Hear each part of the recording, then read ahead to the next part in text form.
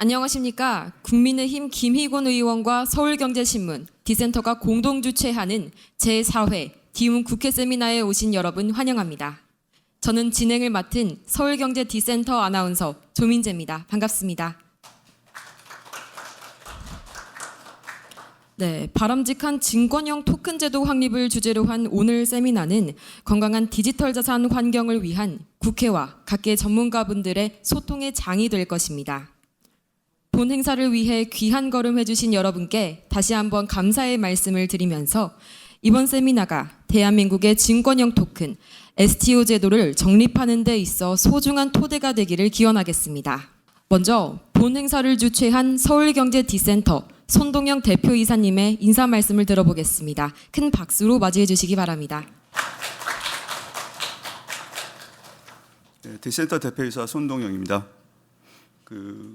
건강한 디지털 자산 산업 생태계 구축을 위한 국회 세미나에 참석해 주셔서 대단히 감사합니다.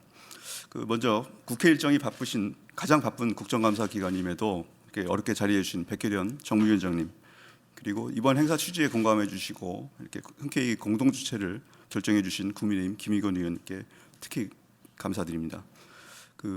백 위원장님께서는 가상자산 제도의 공백 해소를 통해서 투자자를 보호하고 건전한 시장을 조성해야 한다고 여러 차례 강조하셨습니다.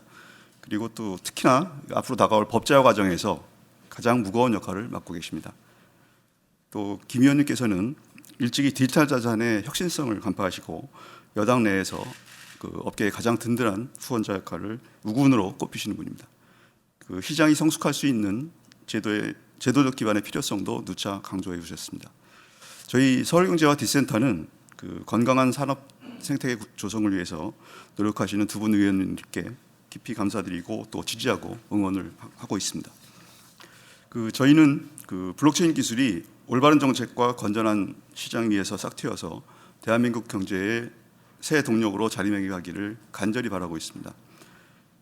그러나 안타깝게도 암호화폐에 더 씌워진 특이성, 거기에 온 관심이 집중되느라고 블록체인 기술 자체가 가지는 가치를 제대로 평가받지 못하고 있는 상태입니다. 특히 정부가 연내 제도화를 천명한 증권형 토큰 STO도 마찬가지입니다.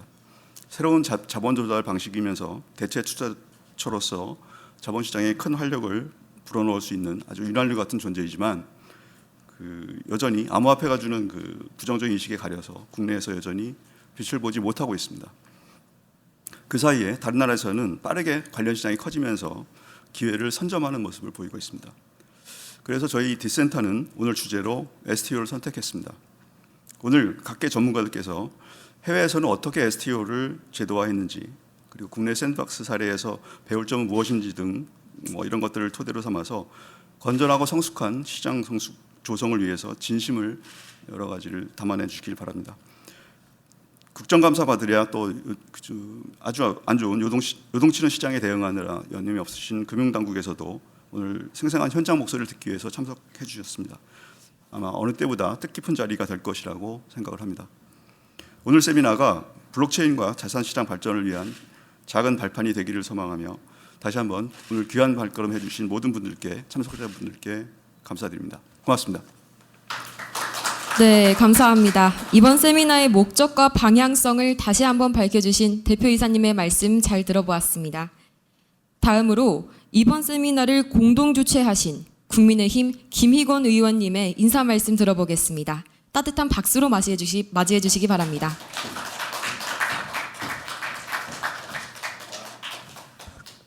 저는 국민의힘 정무위 소속 김희곤 의원입니다.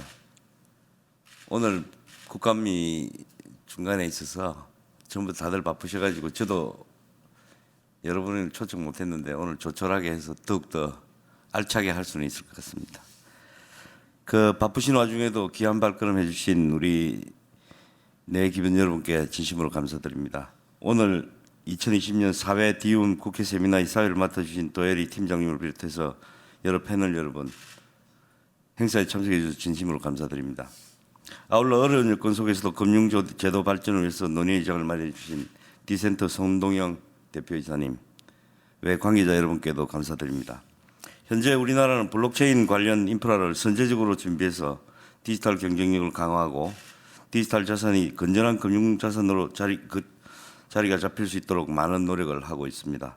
현재 시장에서 거래되는 정권형 토큰 역시 새로운 자본 조달 방식으로 투자의 안정성을 확보하면서 자금 조달 비용을 줄여 투자 접근성을 높여준다는 점에서는 자본시장에 더 큰 활력을 불어넣을 것이라고 기대하고 있습니다.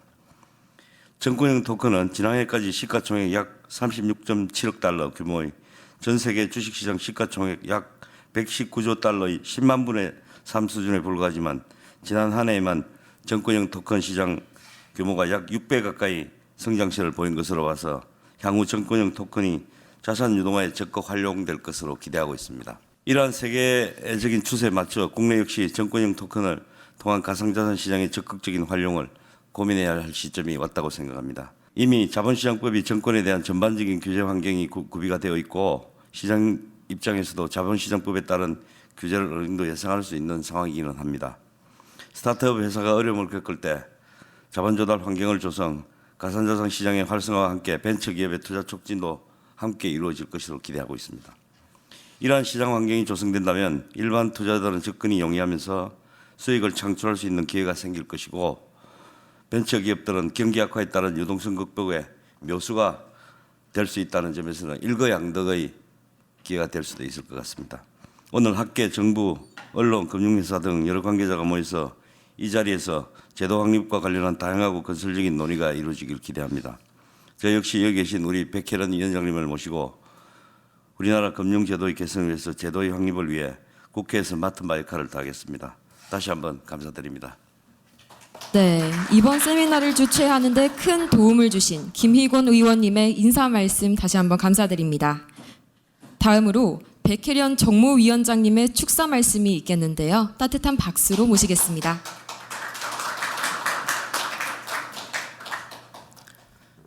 반갑습니다. 진짜 국정감사의 한가운데서 또 우리 김희곤 의원님께서 정말 어려운 자리 마련해 주신 것 같습니다. 이번 국정감사에서 사실 가상자산과 관련한 많은 의원님들의 질책도 있었고 질의도 있었습니다. 어제는 특정 회사 이름은 말하지 않겠지만 또 압수수색을 당해서 뭐 하한가를 쳤다는 그런 뉴스 보도도 있었습니다.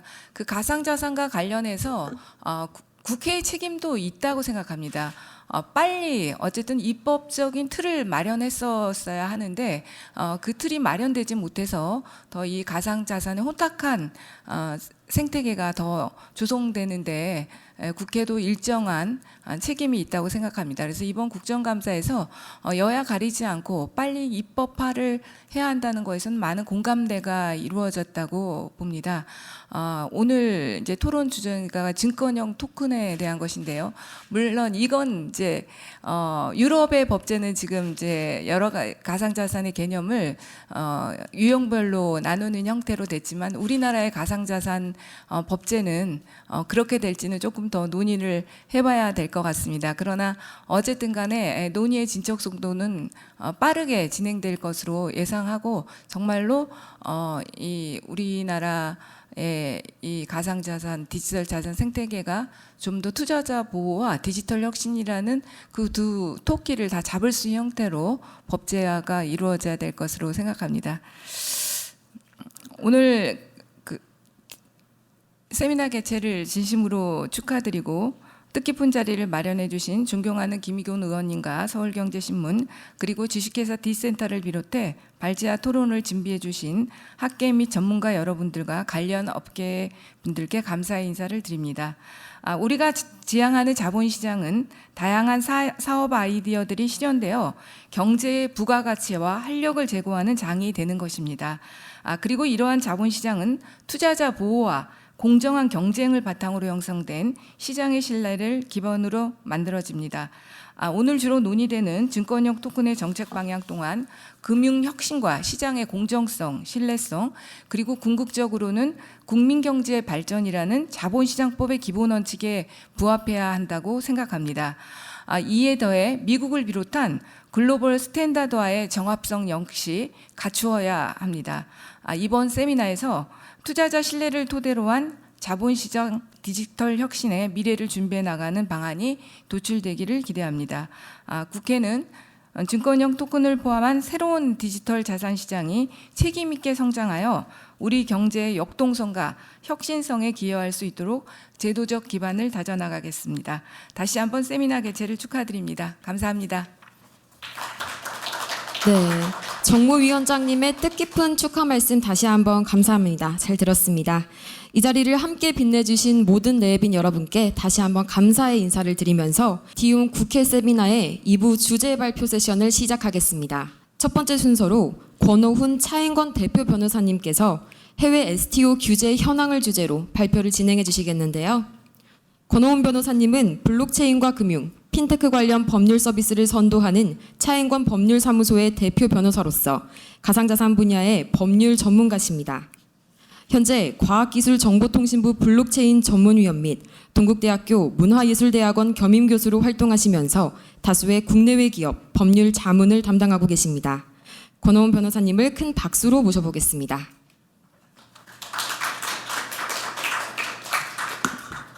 네, 안녕하세요. 권오훈 변호사라고 합니다. 오늘 그 많은 전문가들 앞에서 또 이렇게 말씀을 드리게 돼서 좀 부끄러운 마음이 먼저 앞섰는데요. 그래도 제가 계속 최근 동향 등을 좀 확인한 STO 사례 등에 대해서 좀 간단히 공유드리고 또 제가 말씀드린 것 중에서 혹시라도 지적하는 부분이 있으시다면 다음 토론에서도 좀 활발하게 지적해 주시면은 저도 많은 도움이 될 것 같습니다. 그래서 조금이나마 이해에 도움이 되기를 바라면서 시작하도록 하겠습니다. 제 주제 발표는 해외 STO 사례에 대해서인데요.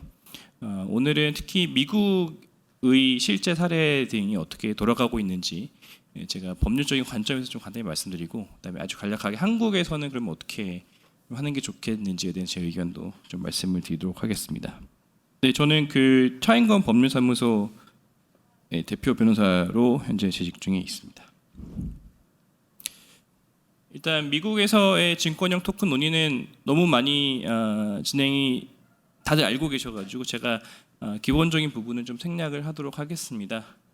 그래서 그 동일한 방식에 대해서는 동일 규제를 적용한다라는 게 미국의 대원칙이어서 현재는 그 증권형 토큰은 SEC가 규율을 하고 있습니다. SEC의 경우에는 그 잘 아시는 것 같이 뭐 비트코인이나 이더리움처럼 완벽하게 탈중앙화가 되지 않는 이상은 제3자의 노력으로 그 토큰 가격이 상승할 수 있는 여지가 있다. 그러니까 제3자를 하면 여기서 이제 재단 같은 이제 발행자를 의미하기 때문에 그 경우에는 그 모든 토큰들이 전부 다 그 investment contract 투자 계약에 해당하기 때문에 인베스트 컨트랙에 대한 지분들은 전부 다 투자 계약 증권이다라고 이제 얘기를 하고 있죠.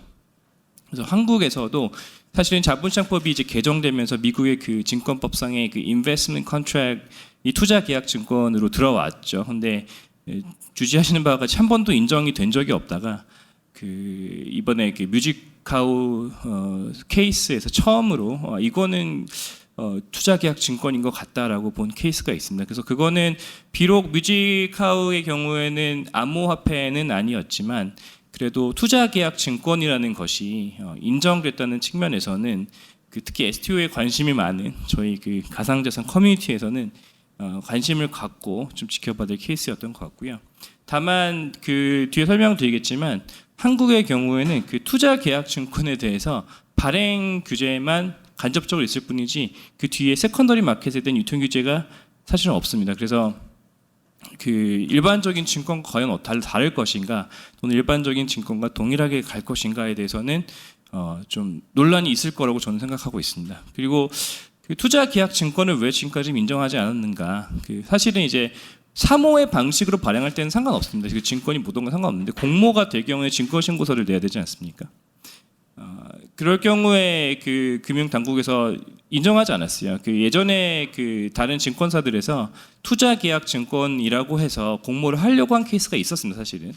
근데 금융 당국에서는 그거는 사채다. 이건 실제적으로 이익 참가부 사채다라는 형식으로 이제 그 본 적이 있었습니다. 그 사채 발행으로 사채는 결국 증권이니까 뭐 결국 증권인 건 다른 거 없지 않냐라는 입장이긴 했었는데 사실 좀 다릅니다. 그 사채 같은 경우에는 공모 발행할 때 그 회사에서 그 의결도 거쳐야 되고 내부적인 통제 기구도 좀 있습니다. 근데 투자계약 증권의 경우는 좀 애매해요. 이게 무제한 발행할 수 있는 것인지, 뭐 그러면은 주주평등의 원칙이 위반되는 것인지 등의 다양한 어떤 그 논란이 있을 수밖에 없기 때문에 여기에 대해서는 이제 법원 해석에 의존할 것인지 아니면 입법론을 해결할 것인지에 대해서는 향후 이제 그 국회라든지 아니면 정부 기관에서 좀 풀어야 될 과제라고 생각을 하고 있습니다. 미국의 경우에는 최근에 가장 중요한 일이 있었죠. 그 바이든 행정부의 행정명령에 따라서 9월 16일에 그 미국 그 정부 당국들이 모여가지고 사실 재무부가 주도가 돼가지고 그 암호화폐 미래에 대해서 그 가이드라인 등을 좀 제시하는 그런 일이 있었는데요. 저도 좀 살펴봤는데 사실은 그 암호화폐 일반이라기보다도 CBDC, 그러니까 미국 달러화의 세계 패권을 어떻게 하면 다시 또 이제 가져올 것인가에 대해서 논의가 좀 더 있었던 것 같습니다. 이제 관계 기관이 크게 두 개가 있습니다. 여기서 이제 제가 중언부언을 하지 않기 위해서 좀 생략을 좀 하자면은 먼저 SEC의 경우에는 증권에 대해서 다루고 있고요. 그다음에 CFTC의 경우에는 증권이 아닌 다른 재화 그리고 선물들을 다루고 있는데 한국이랑 좀 다릅니다. 그래서 한국에서는 그 증권과 선물 모두 금융위원회 소속인데 미국의 경우에는 증권은 SEC고 선물 그러니까 그 commodity and future 선물과 그러니까 그 재화와 선물의 경우에는 그 파생 상품들이죠. 파생 상품은 CFTC가 관리를 하고 있습니다. 그래서 서로 그 각 기관마다 그 나와 자기들의 그 번역이 어디인지에 대해서 논란이 있는데 SEC의 경우에는 SEC가 크립토 토큰에 대해서 관리 권한이 있다라고 주장을 하죠. 그래서 10월 3일 며칠 전만 해도 이제 SEC의 의장께서 그 대부분의 크립토 토큰은 증권이다. 그렇기 때문에 SEC가 관리를 해야 된다라고 주장을 하고 있고요. CFTC의 경우에는 CFTC의 전문성이야말로 그 현물인 가상자산에 대해서 더 영향이 있을 것이다라고 했는데 제가 바이든의 그 행정명령을 이번에 보니까 그 재무부의 권장 사항이 둘 간의 조화를 좀 이룰 거라고 기대했는데 그렇지는 않았던 것 같고요. 다만 SEC와 CFTC가 공히 가상자산 관련 어떤 불법 행위가 있을 때는 적극적으로 개입해야 된다 정도로 일단은 말을 했습니다. 그래서 이 둘 간의 어떤 그 갈등이라고 해야 되나요? 이게 혹은 혼란이라고 해야 될 것 같습니다. 시장식 입장에서 혼란은 좀 계속해서 진행될 것으로 보입니다. 그래서 SEC는 아직까지도 그 가상자산이 증권이라는 점에 대해서 좀 공고한 입장인 것 같고요. 다만 뭐 이제 아시는 바와 같이 미국에서의 각종 입법안에 대해서는 CFTC에게 그런 권한을 주는 입법안들이 있긴 한데 과연 SEC가 그걸 받아들일지에 대해서는 좀 의문은 좀 있습니다. 그래서 바이든 행정부의 그 가상자산 관련 프레임워크는 6가지에 대해서 좀 다루고 있는데 이번에는 STO에 대한 얘기이기 때문에 저는 이건 좀 생략하도록 하겠습니다. 차후에는 좀 그 가상자산 관련된 미국에서 보다 좀 엄격한 규제가 진행될 것으로 예상은 됩니다.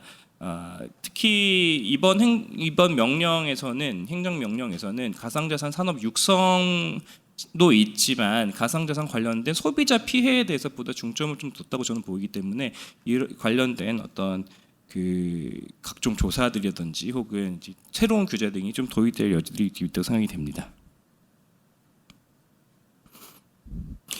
그래서 블록파이라는 그 회사가 크립토 회사가 미국 SEC로부터 그 얼마인가요? 이게 5천만 달러죠. 5천만 달러의 과태료를 받게 됐는데 굉장히 큰 금액이었고 사실은 이제 루나코인 같은 경우에도 작년에 그 SEC로부터 그 소환장 수피나를 받았었죠. 근데 그 대표가 권도영 대표가 그래서 그런 것들에 대해서도 미국에서의 코인 사업은 항상 그 SEC의 권역에 있다는 점이 좀 강조돼야 될 것 같습니다.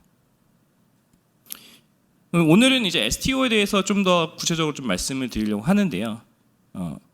혹시 시간이 좀 많이 지체되면 저한테 말씀 주시면 제가 적절히 조절하도록 하겠습니다. 근데 이제 그 STO 같은 경우에는 미국에서는 그 4가지의 단계로 실질적으로 이렇게 진행이 됩니다. 이 4단계 뭐냐면 첫 번째는 이슈런스 단계고 이게 한국말로 이제 발행 단계입니다.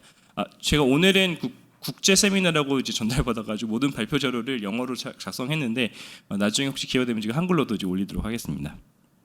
그래서 발행 단계가 있고 사실은 발행 이후에 세컨더리 마켓에서의 트레이딩 단계가 있는데 그 중간에 그 디마테리얼라이제이션이라고 묶거나 단계가 사실 있습니다. 그러니까 그 무슨 말이냐면은 그 원래 증권이라는 거는 그 종이 조각으로 다들 생각합니다. 원래 옛날 사고 방식에서는 증권 다 종입니다. 그래서 종이 증권을 어떻게 이거를 그 디지털 시키지라고 하는 게 굉장히 혼란스러운 게 이제 저 같은 9세대의 법적인 사고 방식인데 그 전자증권이라기 되기 위해서는 묶거나 과정을 거쳐야 됩니다. 그래서 근데 이제 아시다시피 STO를 통해서 발행되는 그 증권형 토큰은 그 자체로 그게 없지 않습니까? 종이라는 게 없으니까 묶거나가 당연히 들어간다고 이렇게 보는 거죠. 그래서 그 발행 과정이 있고 그 이후에 묶거나 과정이 있은 다음에 그 다음에 이제 세컨더리 마켓에서 트레이딩이 일어나고요. 마지막으로 청산 과정이 있습니다. 청산이란 거는 누군가가 만약에 이 증권을 팔고 싶으면 그걸 사줘야 되니까 클리어링 단계가 크게 4가지 단계가 있고요. 미국에서는 이 4개 단계 모두 다 라이센스가 필요합니다. 그리고 실제로 라이센스가 부여되고 있습니다. 미국에서는. 그 하나씩 좀 설명을 드리자면요. 그 STO에서 가장 핵심적인 건 물론 발행자입니다. 그래서 뭐 자산운용사처럼 펀드를 만들 수도 있고요. 아니면은 그 투자계약증권처럼 그냥 회사가 만들 수도 있고, 아니면은 뭐 사채처럼 회사가 돈을 빌려서 하는 사채건이 될 수도 있고요. 보통은 제가 보니까 사채 아니면은 펀드더라고요. 그 STO의 내용들이. 그래서 그 이슈어 발행자가 있고요. 근데 한국에서도 발행자가 직접 발행하지 않습니다. 발행자가 항상 그 한국에서는 주관사라고 하잖아요. 그 IPO를 할 때, 한국에서 이제 IPO를 할 때도 증권을 발행하는 주관사가 있는데 주관사가 있어야 됩니다. 미국에서도 그거를 이제 Primary Exchange Platform이라고 합니다. 그래서 이 사람들이 토큰을 발행하는 자가 되고요. 법률에 따라 주마다 좀 다르긴 하지만 일반적으로 브로커 딜러라고 하는 라이센스가 필요합니다. 이렇게 브로커 딜러라고 하는 라이센스, 한국에서는 증권 뭐 중개업, 매매업 이런 걸로 보시면 되고요. 그 다음에 한국에서도 그 증권을 이제 공모하기 위해서는 이제 수탁이 필요한 경우가 있는데 그때 수탁 커스터디언이 꼭 있어야 됩니다. 이제 STO에서의 커스터디언 역할은 월렛을 제공하는 겁니다. 월렛을 제공하고 발행된 토큰들은 그렇다면은 직접 그 소유자한테 투자자한테 가지 않고요. 커스터디언의 월렛에 가게 됩니다. 그리고 그거는 이제 그 제가 뒤에 설명드리겠지만 각종 Reg G, Reg A 같은 어떤 카테고리에 따라 가지고 락업이 걸리게 됩니다. 그래서 보통 1년 동안 락업 걸립니다. 근데 이때도 라이센스가 필요합니다. 그 수탁에 대한 라이센스가 필요하고요. 그래서 보시면 일단은 발행자가 있지만 발행자는 라이센스가 없는 경우가 있고요. 보통 회사니까 없죠. 근데 그 다음에는 그 주관사의 경우에는 브로커 딜러가 필요하고, 그 다음에 수탁사의 경우에는 수탁 라이센스가 필요하고요. 그 다음에 트랜스퍼 에이전트라는 거는 명의개소 대리인입니다. 그래서 명의개소라는 게 뭐냐면은 그 회사 또는 어떤 회사, 만약에 증권을 발행한 게 회사라고 한다면 회사의 어떤 그 사채 명부에 이제 명의개소를 해야지 이제 등기가 되는 거거든요. 일종의 등기인데 이제 명의개소 대리인도 라이센스가 있습니다. 그래서 그 만약에 이제 DLT, 그러니까 그 분산 원장에 대해서 그 주주들 명부가 있다든지 아니면 기타 배당을 한다든지 통지를 하든지 하는 어떤 corporate action, 회사법적인 어떤 행위들이 있을 때는 이런 명의개소 대리인이 그걸 대행을 하게 됩니다. 네, 마지막으로 사실 가장 중요한 건데 전 세계에서 가장 지금 현재 이슈가 되는 게 그 2차 마켓입니다. 그래서 STO를 한 다음에 토큰이 발행되더라도 이게 유통이 돼야지 사실 의미가 있는 거거든요, 시장이.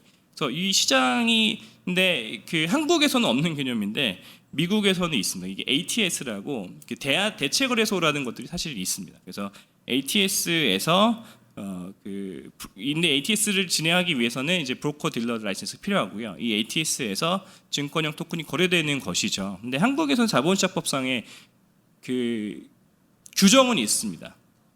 그래서 제가 좀 약간 항상 좀 안타까운 점인데 한국 자본시장법 보면 법은 있어요. 법에는 투자계약증권도 발행할 수 있고 그 다음에 증권거래소도 만들 수도 있습니다. 지금은 현재 코스닥이랑 코스피 그 다음에 코넥스 3개 거래소만 인정이 되고 있지만 그 외에도 그 얼터너티브 트레이딩 마켓을 만들 수가 있는 거예요. ATS를 그 대한 거래소를 만들 수가 있는 규정은 있는데 사실은 진행은 안 되고 있는 거죠. 근데 미국에서는 그 각종 토큰 거래소들이 ATS 라이센스 취득을 해서 증권형 토큰을 실제로 2차 유통할 수 있는 세컨더리 마켓이 있는 것이죠.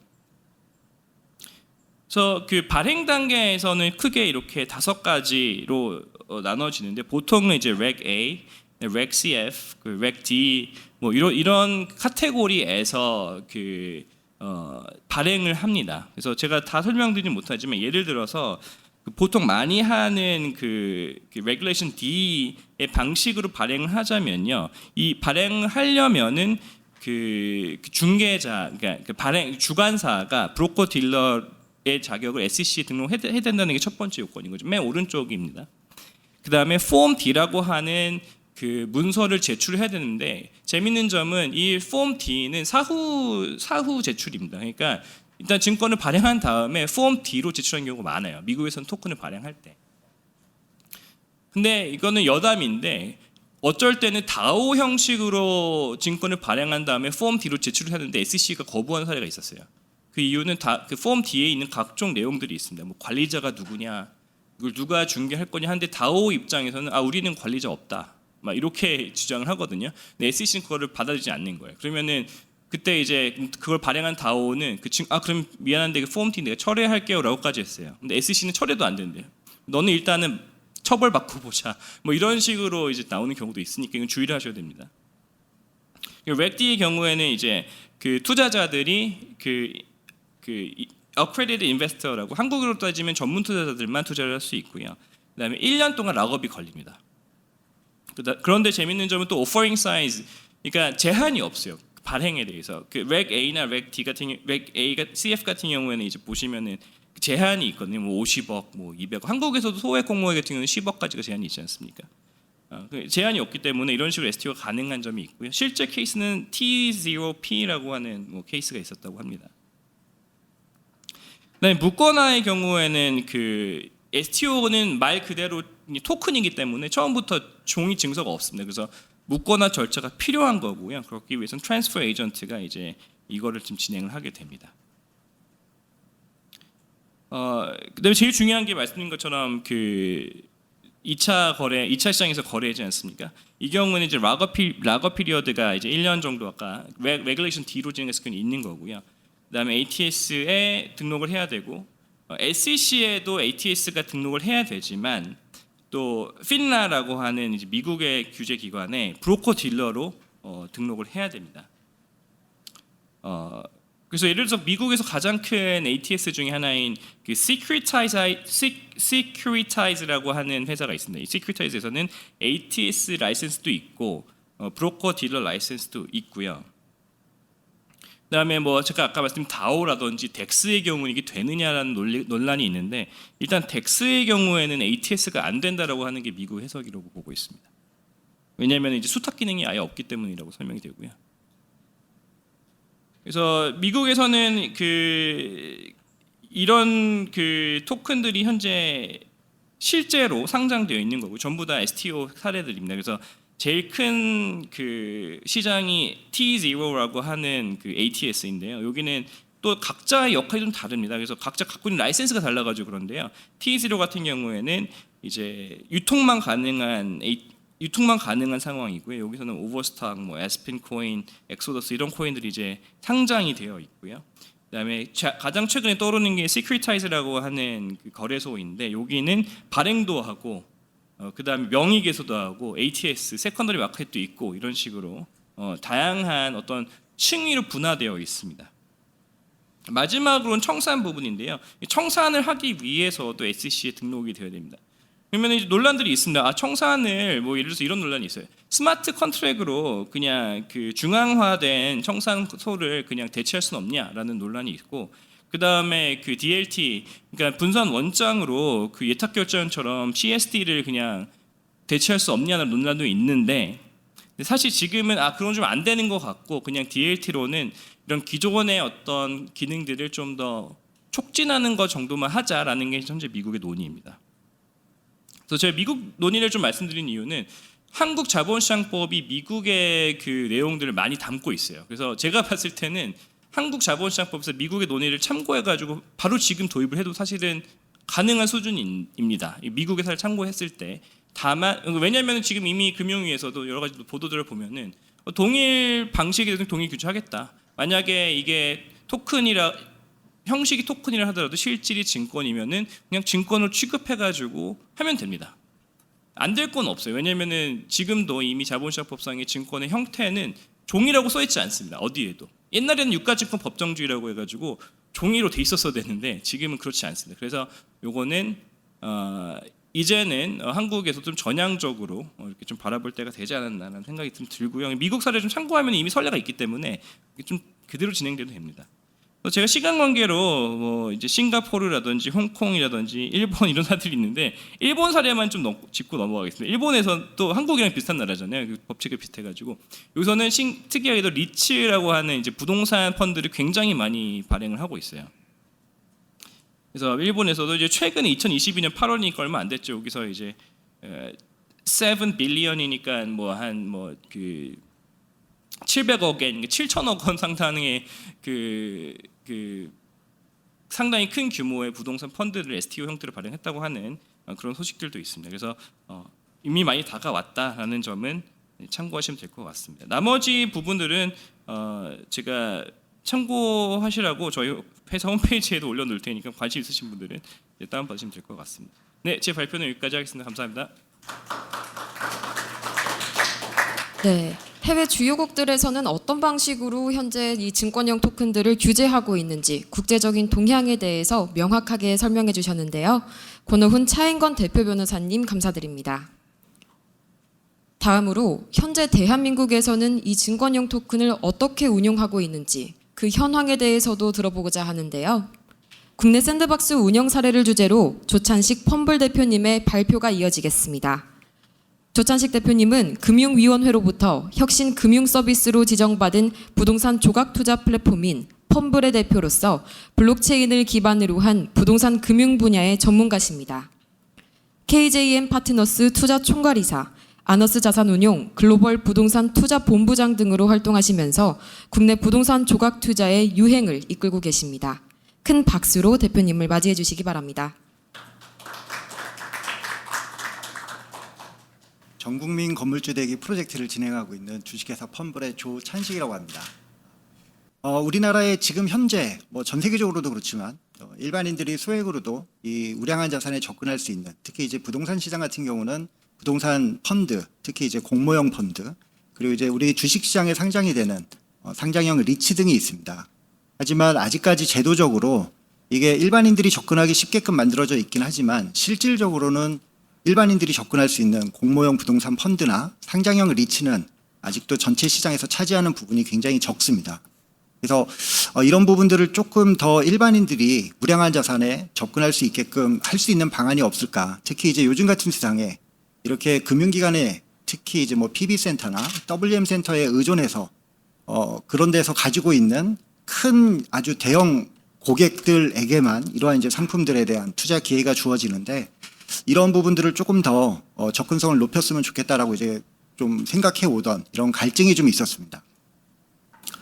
그러던 와중에 이제 저희가 그 블록체인이라는 이런 혁신적인 기술을 2018년도부터 저희가 접하게 됐고 이런 부분을 전통적인 금융산업과 이 혁신기술 융합을 하게 된다면 조금 더 저희가 하고자 하는 이러한 바를 이룰 수 있겠다라고 생각을 해서 저희가 본 사업을 2018년도부터 기획을 하게 됐습니다. 그래서 처음에 저희 플랫폼에서 투자하는 투자 물건을 이제 매입할 때는 우리가 주식 처음에 IPO 하듯이 저희 플랫폼에서 공개하는 건물에 이제 투자자들이 본인이 원하는 금액만큼 공모 청약을 하게 되고 그때 이제 모집된 금액으로 저희 플랫폼에서 그 투자 기초자산이 되는 대상 부동산을 매입을 하게 됩니다. 그리고 저희 플랫폼에서 저 플랫폼 사업을 공동 진행하고 있는 부동산 전문기관인 부동산 신탁사에서 투자 기간 동안 안전하게 투자 자산을 관리해주고 그리고 나서 또 투자한 이후에 또 부동산 투자에 있어서의 이제 가장 큰 단점 중에 하나가 이제 환금성 부분인데 그런 부분을 저희 플랫폼에 있는 이 거래소를 통해서 언제든지 환금할 수 있는 기능을 부여해 준다고 하면 굉장히 좋은 사회적 기여를 할 수 있을 것이라고 판단을 하고 진행을 하고 있습니다.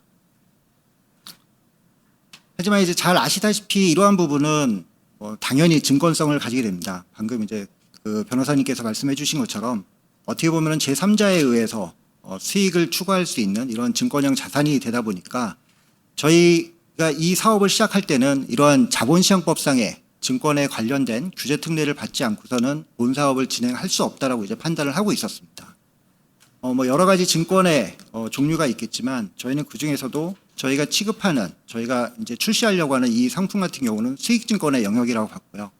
그래서 이 수익증권을 가지고 저희가 혁신기술을 융합해서 증권형 토큰을 발행할 수 있지 않을까라고 이제 기대를 하고 있던 차에 금융위원회에서 혁신금융서비스라는 이런 샌드박스 제도를 운영을 하게 되었습니다. 그래서 저희가 그 샌드박스 제도를 활용을 해서 이런 자본시장법상의 규제 특례를 적용을 받는다고 하면 저희 같은 핀테크 회사도 이런 증권형 자산을 취급할 수 있는 기회를 가질 수 있겠다라고 판단을 하고 지속적으로 금융위원회와 협의를 진행해 왔었습니다.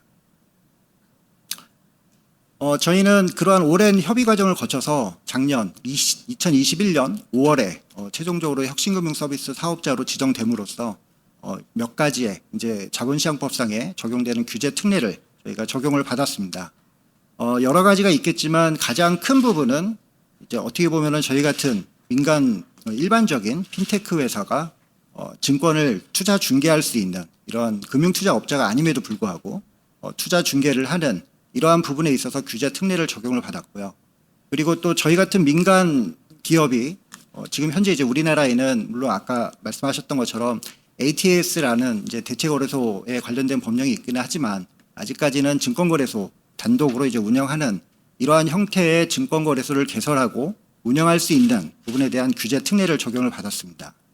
그리고 또 한 가지 저희가 이제 지금 이 사업을 진행을 하는 데 있어서 부동산 신탁회사와 같이 공동으로 사업을 진행을 하고 있는데요. 부동산 신탁사 같은 경우는 지금 신탁법상에는 부동산 신탁계약에 의한 수익증권을 발행할 수 있게끔 허용이 되어 있습니다.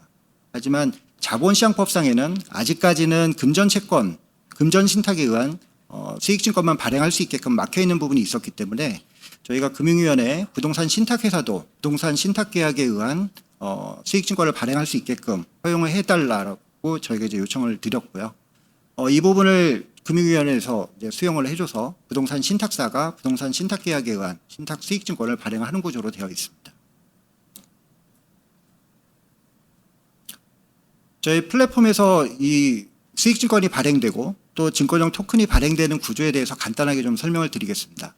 먼저 오른쪽 가장 하단에 있는 투자자산이라고 되어 있는 부분이 우리 흔히 말하는 건물주라고 보시면 될 것 같습니다. 그래서 건물주분이 본인이 소유하고 있는 이 부동산을 저희 플랫폼, 저희 펀블에 먼저 처분 신청을 하게 됩니다.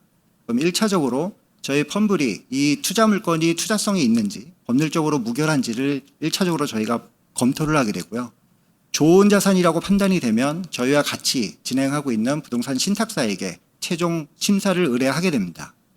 부동산 신탁사가 이 물건이 굉장히 좋은 물건이라고 판단을 하면 이 건물주와 부동산 신탁 계약을 체결을 해서 저희가 투자 대상이 되는 이 기초자산에 대한 명의 자체를 신탁사의 명의로 넘겨받게 됩니다. 그래서 부동산 신탁사는 이렇게 넘겨받은 자산을 기초자산으로 해서 전자증권법에 따라 증권 예탁원에 전자등록하는 방식으로 신탁 수익증권을 전자 발행하는 방식으로 이제 1차적으로 수익증권을 발행하게 됩니다. 그럼 저희는 이 총액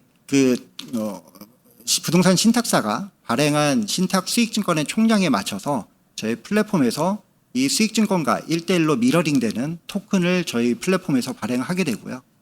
1차적으로 저희가 그 플랫폼에서 이 건물을 상장하기 전에 공모 청약하는 과정을 거치게 됩니다. 그래서 투자자들에게 저희 토큰을 매입하는 이러한 과정을 거치게 되고요. 일반적으로 우리가 주식시장에서 말하는 그 IPO라고 하면 일반적으로 회사의 주식을 이제 공모 청약하는 과정이지만 저희 플랫폼에서는 건물을 공모 청약하는 과정이라고 보시면 될 것 같습니다. 그래서 1차적으로 모집된 금액을 통해서 건물의 그 매입을 완벽하게 마치고 나서 이렇게 발행된 토큰을 저희 플랫폼에서 거래할 수 있게끔 저희 플랫폼에 상장이 돼서 일반적인 MTS 즉 주식 거래하듯이 간편하게 모바일 환경에서 부동산을 소액으로도 사고 팔 수 있는 환경을 저희가 제공해드리는 구조로 되어 있습니다. 그리고 저희 플랫폼에서 이 토큰이 사고 팔 때마다 이제 소유자가 시시각각 변동되게 되는데요. 이런 부분은 저희와 함께하고 있는 계좌관리기관의 전산 원장에 기록이 되게 되고요. 그리고 저희 플랫폼에 있는 분산 원장에 병행 기록이 되게 됩니다. 그래서 아직까지는 분산 원장의 그 법적인 소유권 추정력을 명확하게 밝힐 수가 없는 부분을 전자증권법상의 계좌관리기관의 전산 원장에 기록함으로써 그 소유자들의 권리력을 명확하게 추정받을 수 있는 이러한 안정성을 갖춘 구조로 진행을 하고 있습니다.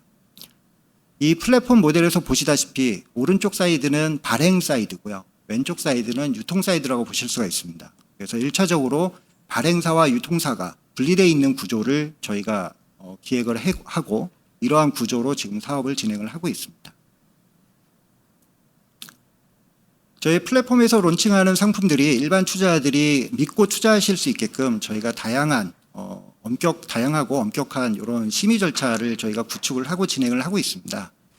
1차적으로 일반 투자금융회사에서 진행하는 것처럼 1차적인 투자 물건에 대한 평가, 특히 이제 적정한 가격을 저희 플랫폼에서 거래하게 되는지를 명확하게 객관적으로 제시하기 위해서 저희가 복수의 감정평가 법인으로부터 이 기초자산에 대한 가치 산정 평가를 받게 되고요.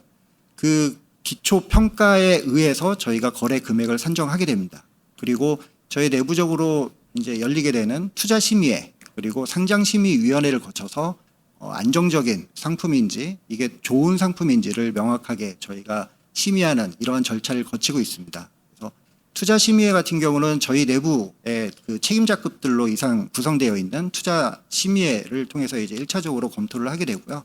그리고 이제 상장심의위원회에서는 저희가 총 8명 이상의 위원들이 참석을 해서 과반수 이상 참석한 상황에서만 저희가 상품을 상장할 수 있는 이러한 구조로 되어 있습니다.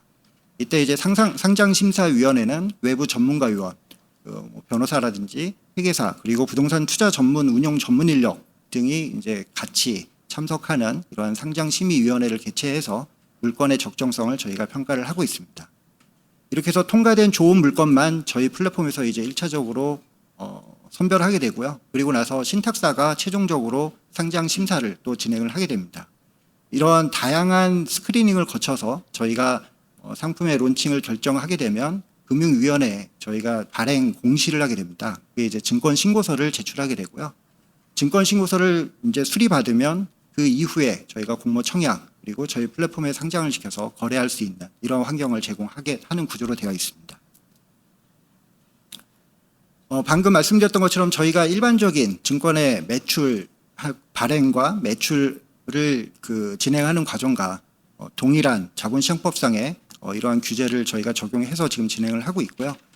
그래서 저희가 이 증권을 발행하기 전에 특히 이제 증권형 토큰 또는 수익증권을 발행하기 전에 증권신고서를 저희가 이제 금융위원회에 제출해서 수리를 받고 저희가 공모 청약 진행할 때는 저희 플랫폼의 투자 설명서와 증권신고서 그리고 감정평가서 등 일반 투자자들이 이 투자의 적정성을 평가할 수 있는 이러한 자료들을 모두 다 공시하고 있습니다. 그리고 일반 주식시장에서는 이게 비례 배정되는 이런 IPO 과정을 갖고 있는데요. 저희 같은 경우는 선착순 배정으로 해서 누구든지 이 공모청약 과정에 원하는 만큼 참여할 수 있게끔 문호를 열어놓고 있습니다. 자본시장법상에서는 이 투자자 보호를 위해서 크게 3가지 정도로 이 단락이 구성이 되어 있습니다. 첫 번째는 이제 사업자 규제, 그리고 발행 그리고 유통시장에 대한 공시 규정, 그리고 또 불공정 거래에 관련된 이러한 이제 감독 규정 이렇게 이제 크게 3가지로 나눠져 있는데요. 사업자 규정 같은 경우는 굉장히 큰 자본금을 가지고 있는 금융투자업을 영위할 수 있는 승인받은 회사만 이제 진행할 수 있는 부분이지만 저희는 샌드박스를 통해서 이 부분을 특례를 적용받아서 진행을 하고 있고요. 그리고 공시 규정 같은 경우는 앞서 말씀드렸던 증권신고서 같은 이러한 발행 공시 그리고 또 저희 플랫폼상에서 거래될 때 다양한 또 공시를 저희가 진행하게끔 이렇게 잡혀 있습니다. 일반적으로 정기 공시, 수시 공시, 그리고 자율 공시 등을 저희가 시스템적으로 갖추고 있고요.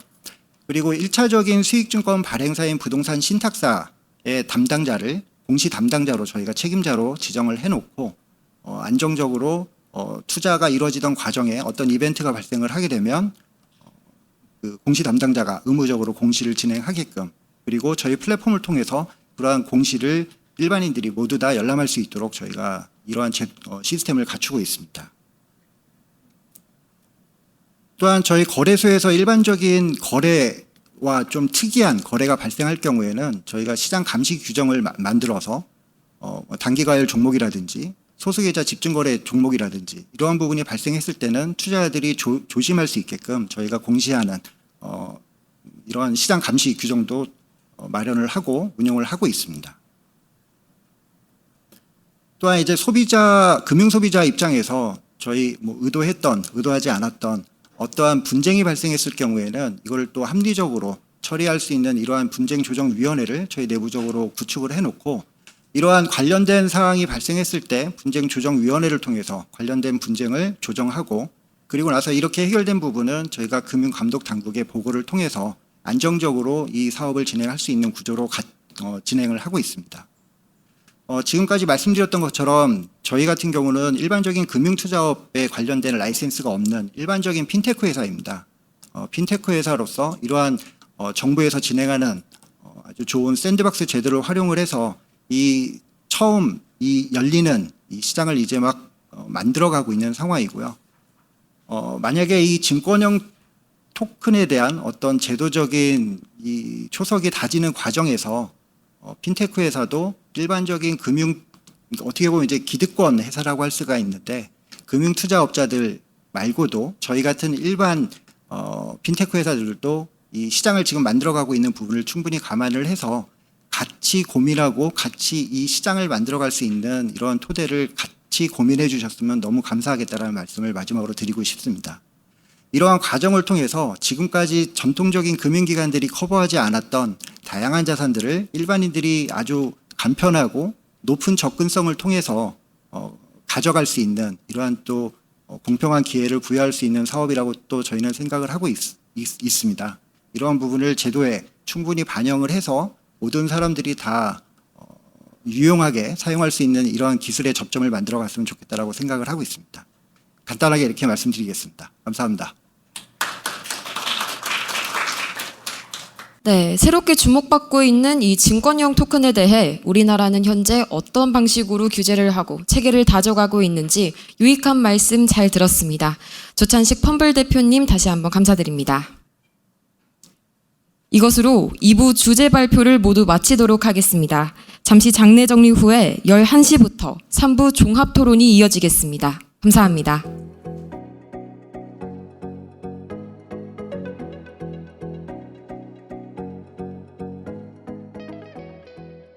다양한 전문가분들을 모시고 바람직한 STO 제도 설계에 대한 제언을 들어보는 이번 토론은 디센터의 도예리 취재팀장님께서 진행을 맡아주시겠습니다. 네, 안녕하세요. 토론 사회를 맡은 서울경제 디센터 취재팀장 도예리입니다. 최근 증권형 토큰 제도와 움직임에 따라서 정말 많은 기업이 이 시장에 관심을 갖고 뛰어들고 있습니다. 앞서 주제 발표에서 국내외 사례를 살펴봤다면 이번 토론에서는 증권사, 거래소, 학계, 법조계 등 다양한 입장에서 증권형 토큰을 제도화할 때 어떤 점을 고려해야 하는지 이야기를 나눠보도록 하겠습니다. 먼저 패널 소개부터 진행하도록 하겠습니다. 이렇게 차례대로 소개해드리겠습니다. 이정수 서울대 법학전문대학원 교수님 모셨습니다. 네, 엄주성 키움증권 경영전략본부장님 모셨습니다. 네, 이해붕 업비트 투자자보호센터장님 모셨습니다. 김창수 펀디언트 대표님 모셨습니다. 정상호 델리오 대표님 모셨습니다. 네. 오늘 원래 이수영 금융위원회 자본시장 과장님께서 참석하시기로 돼 있으셨는데 업무상 이유로 참석이 어려워서 현지은 사무관님이 대신 참석해 주셨습니다. 네, 그럼 지금부터 본격적으로 증권형 토큰을 제도화할 때 어떤 점이 가장 중요한지 이정수 교수님부터 말씀해 주시면 감사하겠습니다. 예. 네. 예, 방금 소개받은 서울대학교 법학전문대학원 이정수입니다. 먼저 이제 토큰, 그러니까 아마 이제 저희가 지금 이제 살아가는 세계를 아마 토큰 이코노미라고 할 것 같고요. 그다음에 이제 그 토큰 이코노미에 있어가지고 제일 중심이 되는 토큰, 이제 코인. 이걸 이제 발행을 하는 거를 STO 또는 이제 저희가 이제 ICO라고 표현을 하는 것 같습니다. 근데 이제 아까 그 아마 이제 권 변호사님께서 이제 말씀하신 거대로 여러 가지 이제 외국에서도 이제 법제가 이제 여러 가지로 진행이 되고 있고요. 미국을 중심으로 이제 말씀해 주셨습니다만은 이게 약간 제가 이제 보완해서 드릴 말씀이 있을 것 같습니다. 그러니까 그 토큰 같은 경우에 이제 코인 같은 경우에 기능에 따라서 몇 가지로 이제 분류가 가능할 것 같습니다. 통상 이제 결제성 토큰 또 이제 저희가 제일 문제가 많이 되고 있는 이제 그 투자성 토큰 그다음에 또 이제 흔히 얘기하는 유틸리티 토큰, 기능성 토큰 이렇게 구분을 할 수 있을 것 같은데요.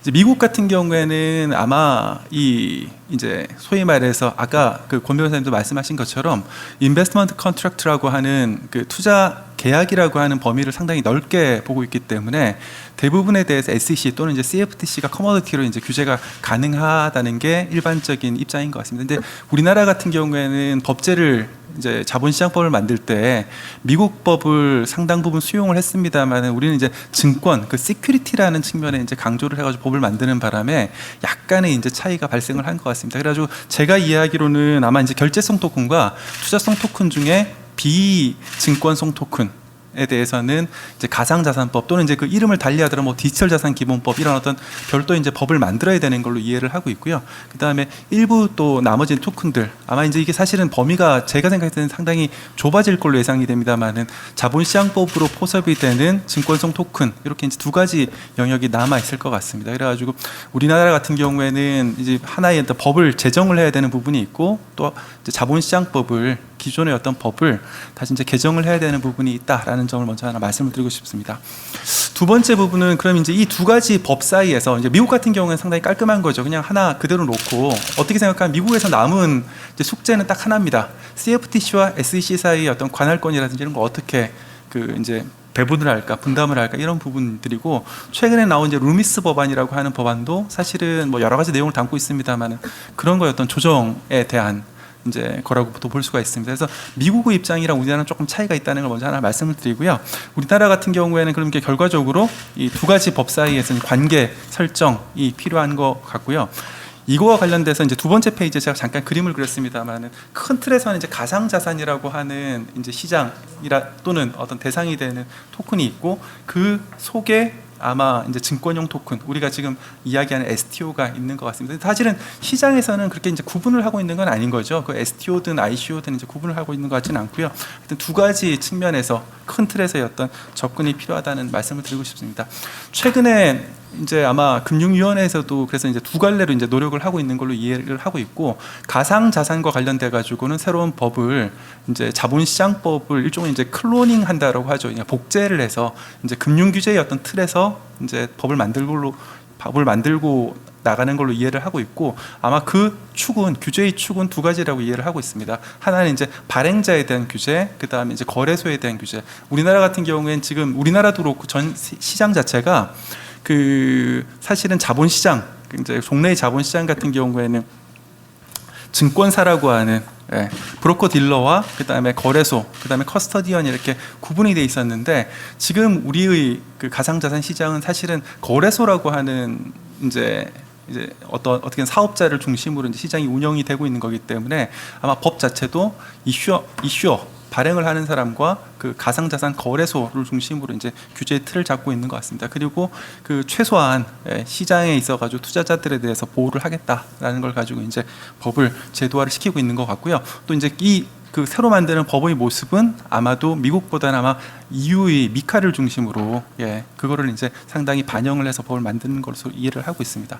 그리고 지금 저희가 이제 논의를 하고 있는 STO 관련돼 가지고는 아마 자본시장법을 이제 살펴봐야 되는 문제인 것 같고 자본시장법 같은 경우에 이제 문제는 이제 이런 점이 있습니다. 아까 그 잠깐 그 이제 발표자께서 설명을 하신 것처럼 6가지 증권으로 구분을 하고 있는데 나머지 5가지 증권, 지분증권이라든지 아까 이제 문제가 됐던 수익증권이라든지 이런 것과 달리 투자계약증권에 대해서는 규제의 어떤 수준이라든지 틀을 지금 달리하고 있습니다. 그래가지고 그 아마 대부분의 STO가 경우에 따라 제가 이야기로는 투자 계약 증권에 걸리는 경우가 많을 텐데 이렇게 차별화된 규제를 하는 게 과연 옳은 건지 그러면 이제 기존의 어떤 규제 체계, 투자 계약 증권에 대한 규제 체계를 좀 바꿔야 되는데 그걸 어디까지 바꿔야 되는지 이게 이제 스펙트럼으로 보면 이렇게 생각할 수가 있습니다. 그러니까 규제가 센 쪽, 낮은 쪽이 있다라고 하면 기존의 어떤 증권은 되게 센 규제, 그 다음에 실제 가상자산에서 문제가 됐던 건 규제가 없는 부분이었는데 이게 이제 규제는 하는 거죠. 한다라고 하면은 이제 투자 계약 증권에 대한 규제는 아마 한 요 정도에 있을 거고 가상자산 규제는 아마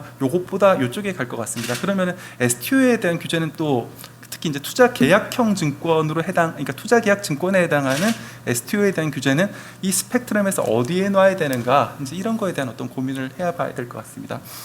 또 한 가지 이제 중요한 측면이 STO의 범위를 이제 어떻게 잡느냐의 문제입니다. 그러니까 가상자산과 법과의 관계에서 그러니까 어디까지를 STO로 잡느냐가 또 문제가 될 텐데 이와 관련돼 가지고 만약에 너무 좁게 잡으면 어떤 문제가 생기냐 하면은 사실상 이제 그냥 ICO를 대체를 하면서 단순히 지금도 이제 전자증권으로 발행을 하던 그런 어떤 증권들을 그러니까 블록체인상으로 발행하는 것 정도의 어떤 기술적인 변동 정도에 불과할 수도 있지 않나라는 차원에서는 이제 그 증권형 코인의 범위 설정과 관련돼서도 논의를 저희가 필요하다고 생각을 하고요. 그와 관련돼서는 제가 이야기로는 이제 가이드라인을 준비 중인 것으로 이해를 하고 있습니다. 자, 그래서 이렇게 두 가지 법이 이제 준비가 돼야 되는 것 같고 제가 이제 한 가지 마지막으로 이제 말씀을 한 가지 더 드리면은 지금 이제 토큰 이코노미 이제 가상자산 시장에 대한 규제는 사실은 이 금융위에서 만들고 있는 금융법과 관련된 이 가상자산법 또 자본시장법 개정 이제 이것만 가지고 되는 문제는 아닌 것 같고요. 민법이라든지 형법이라든지 또 민사집행법 어떤 이제 소위 말하는 기초법령에 대한 어떤 준비 그리고 그 사회 경제 전반을 이루는 인프라 법안들 그러니까 외국환 거래법도 문제가 되고 뭐 전금법이라고 전자금융거래법 등 여러 가지 법안들을 또 이제 개정을 해 나가야 되는 부분들이 있습니다. 그래서 이게 단순히 그 금융위에서만 해야 될 문제는 아닌 것 같고요. 국회에서 지금 오늘도 이제 국회에서 세미나를 하게 돼가지고 되게 저도 참석해서 영광으로 생각합니다만은 하여튼 다각적인 노력이 필요한 시점이 아닌가라고 생각을 합니다. 감사합니다. 네, 증권형 토큰의 범위 설정과 더불어서 금융위뿐만 아니라 국회에서 다각도로 법 제정에 신경을 써야 한다는 이정수 교수님의 말씀이셨습니다.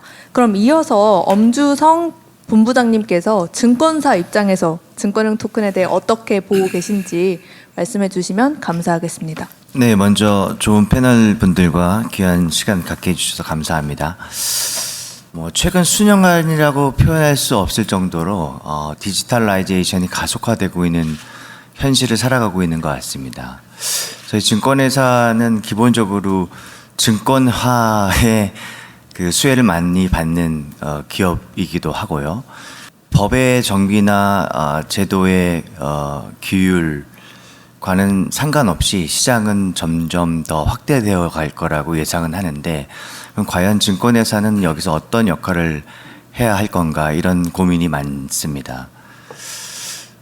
회사의 차원을 조금 넘어서 투자자 관점에서 생각해 보면 저도 이전에 이제 투자본부장으로서 여러 자산을 이제 투자를 했었는데 투자자분들은 수익이 나는 또는 자기가 가치롭다고 생각하는 모든 투자 자산에 대한 투자 욕구가 있고요. 또 동시에 이 신뢰할 수 있고 안정성 있는 시장에서 투자를 하고 싶은 욕구가 있습니다.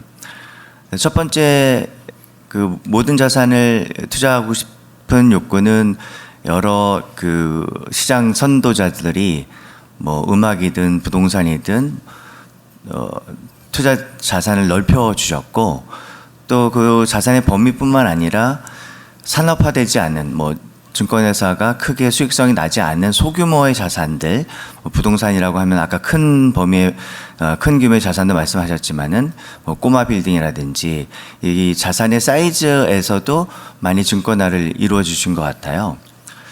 근데 이제 증권회사가 그거를 이제 투자자의 니즈에 맞춰서 제공해야 될 역할은 이런 것들을 신뢰성 있게 투자하는 부분인데 이 플레이어들의 신뢰성은 제도나 법체계에 다양하게 이제 규제되면서 제 역할을 하게 될 것 같은데 제가 이제 투자자 입장에서 생각해 보면은 가상 자산이 여전히 어렵고 이 디지털 자산이 좀 투기에 가깝다라고 생각하는 부분은 밸류에이션이 안 된다는 특징이 있는 것 같습니다. 가장 크게는.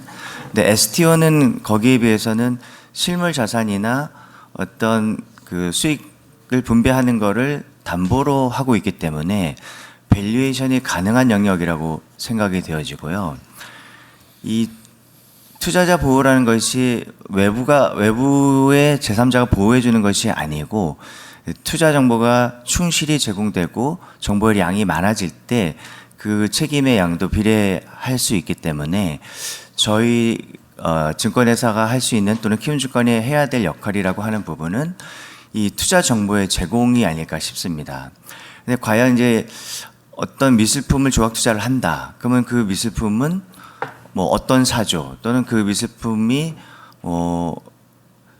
그 몇 점이나 그렸는지 기본적인 이제 투자 정보라는 게 있고 내가 그 미술품을 조각 투자할 때에 기대되는 예상 수익률이라는 게 있을 겁니다.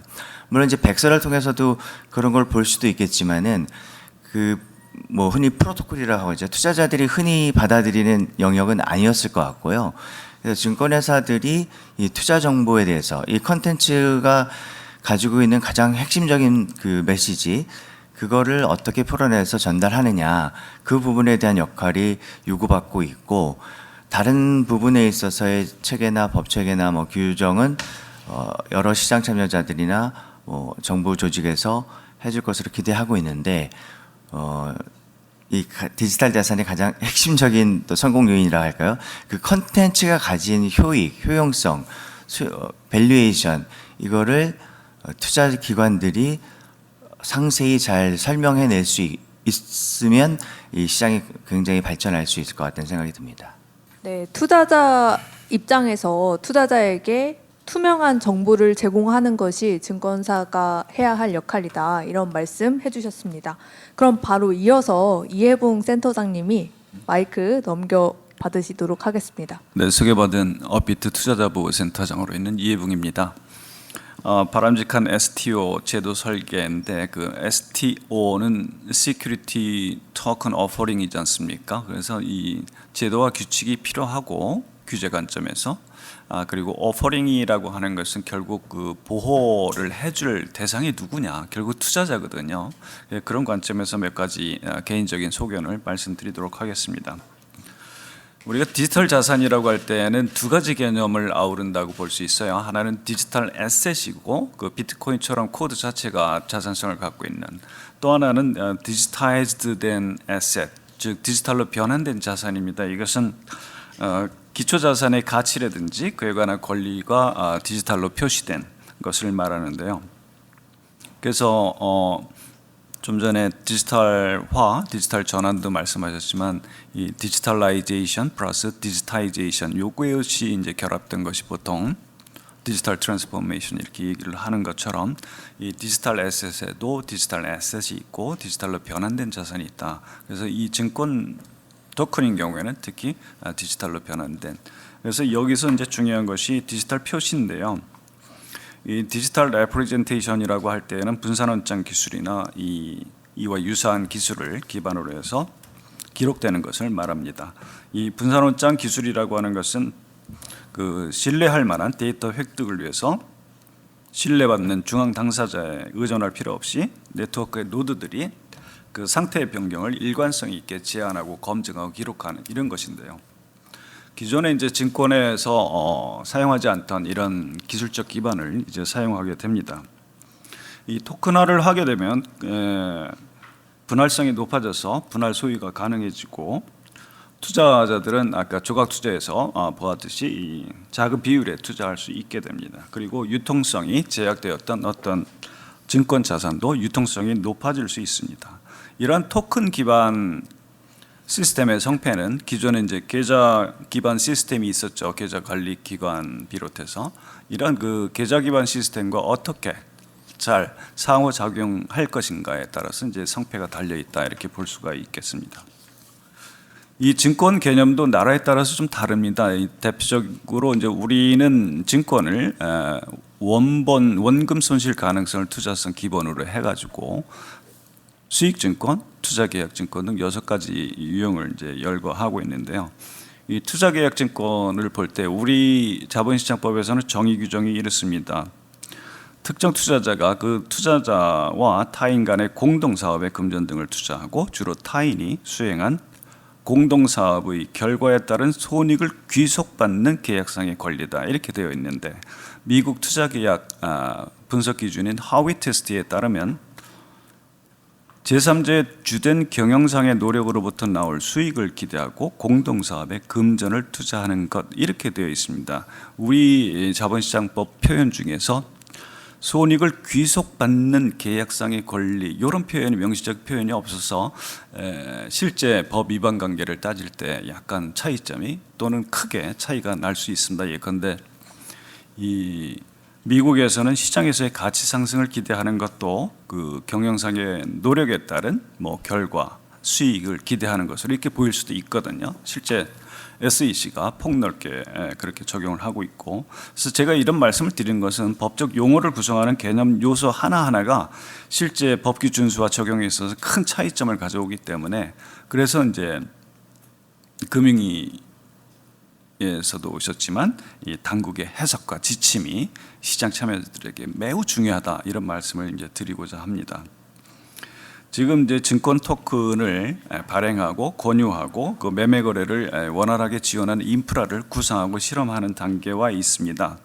실제 증권 구성 요소에 부합하는 한 그 증권 요건을 충족하는 한 이 자본시장법에 따른 발행과 유통에 관한 이 규정을 따라야 한다는 대원칙을 과연 실무적으로 어떻게 해결해 나갈 것인지 그 방법과 지침이 좀 투명하게 제시되면 좋겠다. 그것이 왜 이런 말씀을 드리냐면 기존에는 규제 샌드박스 또는 규제자의 특급법에 따른 실증 사업 이런 형태로 해서 일부 이렇게 허용이 되었습니다만 이제는 STO라고 하는 증권 토큰의 권유 그리고 발행 이와 관련된 결제 이런 인프라를 이제 보편적으로 실험하는 단계에 와 있기 때문에 그러한 그 일반적으로 제시되는 지침과 가이드라인 또 방법서 이런 것들이 필요하지 않을까 이런 말씀을 드립니다.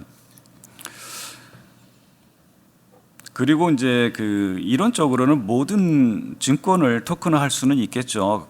그러나 그것이 과연 비용 효율적인 것인가 이런 그 효용을 잘 살필 필요도 그 출발점으로서 매우 중요하다. 이러한 증권 토큰화된 증권의 발행 목적 그리고 유통을 통해서 기대하는 바가 뭘까?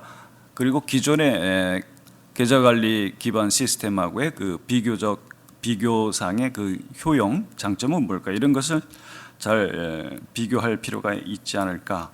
그래서 실무적으로는 이 해결할 과제들이 굉장히 많습니다. 이 발행 공시를 위한 기본적 요구 항목과 기본 서식이죠, 템플릿, 그리고 공모와 사모 규제의 허용 여부라든지 또 일반 투자자와 전문 투자자의 그 접근성을 차등을 둘 것인지, 그리고 토큰화 대상이 된 원증권에서 발생하는 아까 말씀하신 이제 corporate action 같이 그 배당금의 이러한 그 취급, 이러한 계좌 관리 기관의 역할. 그리고 거래 시설에서의 매매 거래와 블록체인을 통한 이전 거래. 이게 트레이딩하고 트랜잭션 그 실제 블록체인을 타고 들어가는 트랜잭션하고는 좀 차이가 있거든요. 그래서 그것을 어떻게 원활하게 지원할 것인지 이런 문제가 좀 해소돼야 될 것 같고요. 이 범세계적으로 이제 기술 중립성이라든지 동일 규제, 동일 행위, 동일 규제 이런 원칙을 표명하고 있는데 이러한 그 원칙이 주무당국의 그 어떤 역량을 토대로 해서 시장 참여자들에게 실무적으로 가이드라인을 어떻게 명확히 제시해 줄 것인가 그런 것이 좀 논란이 되고 있습니다. 제가 글로벌하게 이렇게 보아온 관점으로 말씀드릴 것은 한 5가지 정도가 있는데요. 영국 FCA가 2019년에 이미 그 암호자산 규제 경계 가이던스를 분명하게 밝혀주는 지침을 이렇게 냈고 미국 SEC는 디지털 자산의 투자 계약성 분석 기준 그리고 디지털 자산 증권을 취급하는 커스터디 준수 규칙 이것을 잠정적으로 제안을 했었고요. 홍콩 SFC는 증권선물위원회죠. 이 증권형 가상자산 거래 플랫폼에 대해서 잠정 인가할 때 준수할 요건 요거를 가이던스 형태로 낸 바 있고, 또 유럽 연합은 지금 우리가 미카에 대해서는 잘 알고 있습니다만은 실은 그 미카가 들어있는 디지털 금융 전략 패키지라고 있습니다. 이 패키지 안에 이 금융시장 인프라에 그 분산 원장 기술을 시범 적용하는 파일럿 레짐 제도 그 법안이 실은 지난 6월 2일 날 그 법으로 통과됐거든요. 이것이 규제 샌드박스 형태인데, 기존의 인프라, 기존 제도, 증권, 금융 투자 또 시장성에 있는 이러한 그 법제를 분산원장 기술 기반의 인프라에는 어떻게 변형해서 또 면제해가면서 아니면 새로운 규정을 통해서 할 것인지, 이런 그 규제 샌드 법안이라고 할 수 있습니다. 이런 것들을 잘 살펴서 규제를 어떤 제도적 허점을 회피해가는 이런 것은 방지해가면서 높은 수준의 투자자 보호, 그리고 시장 무결성, 투명성이라는 이런 가치를 유지해 갈 수 있도록 이러한 그 파일럿 제도, 그리고 기존에 실시했던 규제 샌드박스 제도, 이것을 좀 더 일반화한 규범 형태로 이렇게 제시를 하게 되면, 이를 통해서 이미 그 교훈도 많이 얻었고요. 그리고 새로운 그 규칙과 제도를 어떻게 만들어 갈 것인지 이런 것을 얻어낼 수 있을 거라고 생각합니다. 그리고 제일 중요한 거는 본부장님 말씀하셨지만 컨텐츠가 제일 중요할 거고요. 예, 이 정도로 말씀드리겠습니다. 네, 당국에서 법적, 법규, 준수 이런 관점에서 당국의 해석과 명확한 지침이 시장 참여자들에게 중요한 시그널이 될 수 있다라는 이해봉 센터장님의 말씀이셨습니다. 그럼 이어서 펀디언트 김창수 대표님이 말씀해 주시겠습니다. 예, 안녕하세요. 펀디언트 김창수입니다. 지금 앞선 패널 분들께서 다 내용을 잘 정리를 해주셔서 사실 뭐 특별히 드릴 말씀은 없는데요. 현실적으로 이 인더스트리 안에서 일을 하는 입장에서 봤을 때, 아까 뭐 여러 번 이야기가 나왔던 미국 사례로 봤을 때 CFTC나 SEC에서도 각 위원장들이 9월 달에 각각 다른 청문회에 나와서 STO에 관련된 내용을 가지고 이 뭐 주무부처 선정에 관한 이야기를 뭐 자기네가 가져가야 된다는 식으로 이야기를 했듯이, 이 업계에서 일을 하는 입장에서 가장 답답한 여러 가지 부분이 있지만, 뭐 FIU라든지 키사라든지 바스프를 받기 위한 여러 사업자가 정리가 되고, 그 바스프를 받는 사업자가 정리가 되고 난 다음에 아까 엄주성 본부장님께서 말씀하신 뭐 플레이어의 신뢰에 관한 문제를 받기 위해서는 일단은 어떤 법안 안에서 사업자들이 일을 할 수 있는 그런 규제를 만들어 줘야 하는데, 지금 뭐 실질적으로 STO도 관련해서 법안을 시작하는 이 시점에 있었을 때 뭐 여러 관련 부서에서 주거니 받거니 하면서 보내야 될 시간을 단축화해 가지고 어떤 부서에서 리딩을 해 나가는 게 가장 중요하다고 생각을 하는데요. 결론을부터 말씀을 드리자면, STO가 잘 발전해서 지분증권과 투자계약증권의 한 방향으로 들어갈 수 있고 그쪽으로 안착을 하게 돼서, 뭐 미국의 예를 오늘 많이 들었지만 미국의 예를 들자면은 결과적으로 STO를 하게 됐을 때 기업의 입장에서는 자금 조달의 수단이 되고, 그다음에 개인 투자자의 입장에서 투자 채널의 확대가 되는 부분을 놓고 봤을 때, 뭐 미국도 기업 공개 뭐 시장의 활성화를 위해서 소규모 성장 기업에 대한 자금 공급을 위한 잡스법에 뭐 큰 영향을 줬다라고 보고 있는 부분이 있거든요. 그렇기 때문에 실질적인 비즈니스를 하는 부분에 있어서 비즈니스를 할 수 있는 법안과 그 비즈니스를 했을 때 그 비즈니스의 투자처로 접근하는 소비자에 대한 보호를 할 수 있는 법안을 어떤 관련 부서가 리딩을 해 나갈 수 있다면, 그거에 관한 뭐 법안이 채택이 된다면 일단은 그게 가장 중요하다라고 생각을 하고 있고요. 다시 말씀드리자면 뭐 여러 규제 샌드박스를 통해 갖고 지금 STO에 대한 접근을 하고 있는데요. 이런 접근 방식의 샌드박스에서 훌륭하게 이루어져서 그 내용을 토대로 해서 디벨롭이 잘 될 수 있는, 그렇게 돼서 결과적으로는 사업을 하는 사업자와 그러니까 투자에 참여하는 개인 투자자들이 서로 다 보호를 받을 수 있는, 뭐 개인 투자자만 보호받고 사업자만 보호받고 이런 게 아니라 양쪽 모두 다 보호를 받을 수 있는 그런 법안을 만들어 줄 수 있는 이런 토론회들이 계기가 됐으면 하는 게 제 개인적인 뭐 견해입니다. 감사합니다. 네, 실제로 사업을 하는 입장에서 투자자 보호뿐만 아니라 사업자 보호도 필요하다 이런 말씀 해주셨습니다. 그럼 이어서 정상호 델리오 대표님께서 발언해 주시겠습니다. 안녕하세요. 델리오 정상호입니다.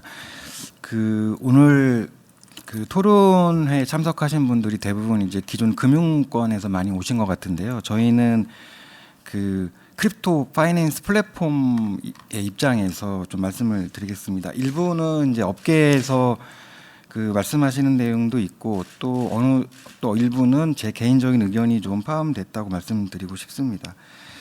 우선 제가 세 가지를 좀 말씀드리고 싶은데요. 이것을 말씀드리기 전에 최근에 BCG에서 STO 시장이 2030년까지 약 16조 달러 규모라는 리포트가 있는데 상당히 거대한 시장이고 이 시장을 이제 저희가 어떻게 선점하느냐에 따라서 이제 저희가 선점하는 것이 상당히 저희는 이제 중요하다고 생각하는데요. 이제 그것에 대한 이제 시발점이 와 있다 이렇게 좀 말씀드리고 싶습니다.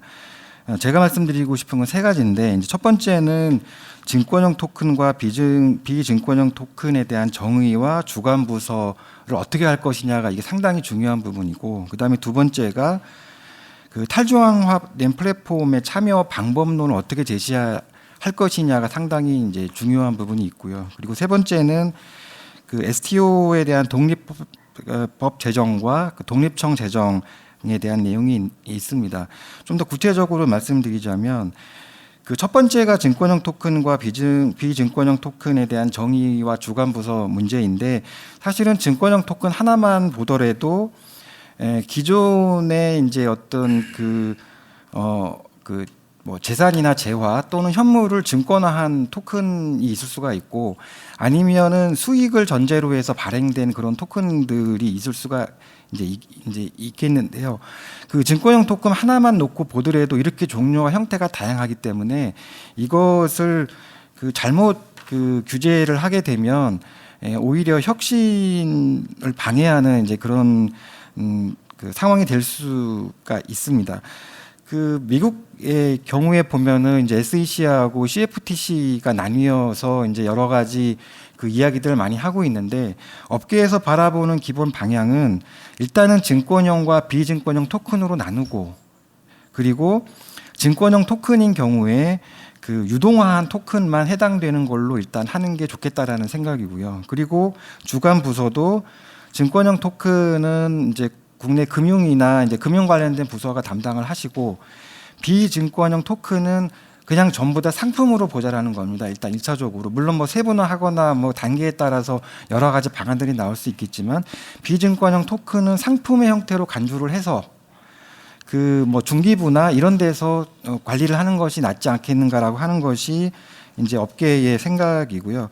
이거 상당히 중요하다고 저는 이제 보고 있고 그다음에 두 번째가 탈중앙화 플랫폼의 참여 방법론, 프로세스와 이런 것을 어떻게 제시할 것이냐인데 현재 최근에 이제 정부에서 나온 안도 그렇고 또는 STO 관련된 기업들이 내놓은 안들을 보면은 대부분 어떤 형태냐면 사실 이제 업계에서 볼 때는 기존 프로세스에 토큰이라는 것이 들어갔을 뿐이지 뭐 제대로 된 어떤 STO 플랫폼일까라는 것에 약간 좀 의문이 있습니다. 그러니까 예를 들면 국내 모 플랫폼 같은 경우에 이제 부동산을 증권화한 그런 프로젝트를 진행을 하고 있고 현재 3호 부동산 3호까지 상품이 나왔는데 실질적으로 내용을 까보면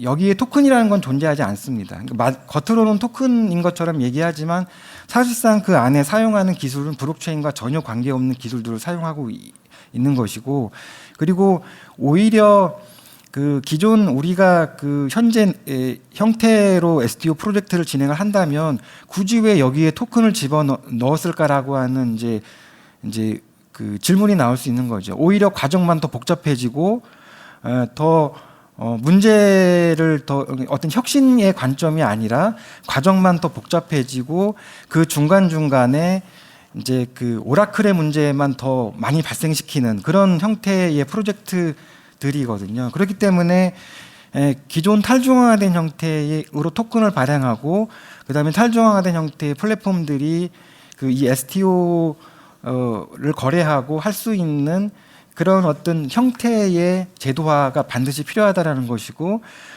이것은 기존의 기관들을 이미 이제 어떻게 보면 저는 이제 레거시 기관이라고 표현하고 싶은데, 뭐 기존 대형 증권사라든지 이미 신뢰를 갖고 있는 이 증권사를 여기에 참여시킨다고 해서 해결될 문제는 아니거든요.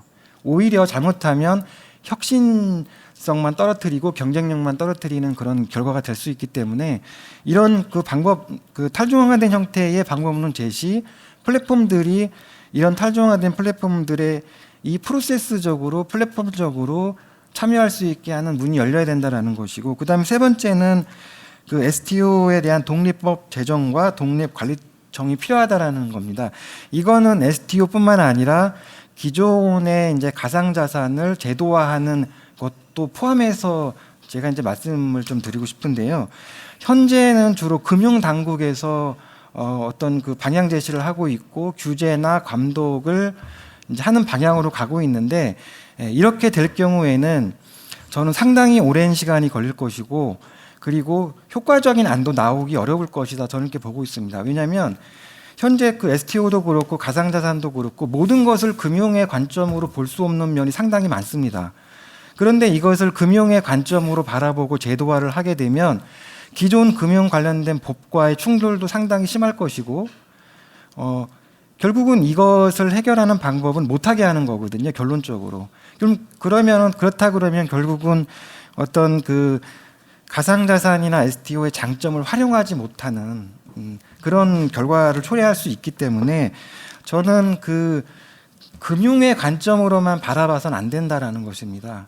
그리고 이것을 주도하는 것도 금융 관련된 부서가 되면 안 된다고 저희는 생각을 하는 것입니다. 그래서 증권이냐 비증권이냐 또는 뭐 그 이런 관점, 뭐 토큰이 금융이냐 아니냐 이런 관점으로 보는 것이 아니라 금융은 금융이고 그리고 STO는 STO다 이런 관점으로 보는 것이 차라리 낫지 않겠는가. 그래서 기존 금융법 테두리 안에 이것을 그 끌어들이려고 하기보다는 또는 금융법을 제정해서 이러한 것을 이제 제도화하는 방향으로 가기보다는 완전히 새로운 아이덴티티로 정의하는 것부터 시작하는 것이 맞겠다. 그렇기 때문에 STO도 마찬가지로 관련된 독립법이나 독립관리청이 필요하다는 것입니다. 그러니까 무슨 말이냐면 기존의 금융당국에서 가상자산은 금융이 아니다라고 얘기하면서 금융에 관련된 관점으로 규제하려고 하고 금융법 안에 포함시키려고 하거든요. 저는 이러한 방법이 효율적이지도 못하고 성공하기도 어렵다고 봅니다. 그래서 기존에 이제 정부에서 가상자산은 또는 STO형의 토큰은 금융이 아니라고 해봤으니 금융이 아닌 금융은 금융이고 STO는 STO고 가상자산은 가상자산인 아이덴티티로 정의를 하고 이것에 특화된 그런 어떤 법률 제정이라든지 관리청을 두는 것이 더 효과적이고 규제도 더 빠를 것이다. 그리고 투자자 보호도 더 빠르게 진행될 수 있는 이제 하나의 가장 좋은 방법이다라고 이제 저희 업계에서는 이제 바라보고 있습니다. 이제 구체적으로 여러 가지 기회가 있으면 이제 여러 가지 아주 세세한 어떤 그런 이제 안들이나 디테일한 어떤 안들을 저희가 또 이제 제시를 할 텐데 저는 너무 서두르는 것 같습니다. 현재 지금 금융 당국에서 STO를 바라보는 관점이 물론 서둘러야 하겠지만 접근하는 방법론에서 무엇이 맞는 방법인지를 더 고민을 한 후에 해도 늦지 않다고 저는 이제 개인적으로는 보고 있고요. 그래서 저희가 뭐 가상자산 경우에는 저희가 이미 이제 글로벌에서 그 선두의 그 위치를 많이 잃었습니다, 저희가. 그런데 이번 STO 같은 경우에도 똑같은 그런 어떤 실수를 범하지 않도록 이런 관점으로 좀 접근을 하는 것이 좋겠다라는 것이 이제 저희 생각입니다.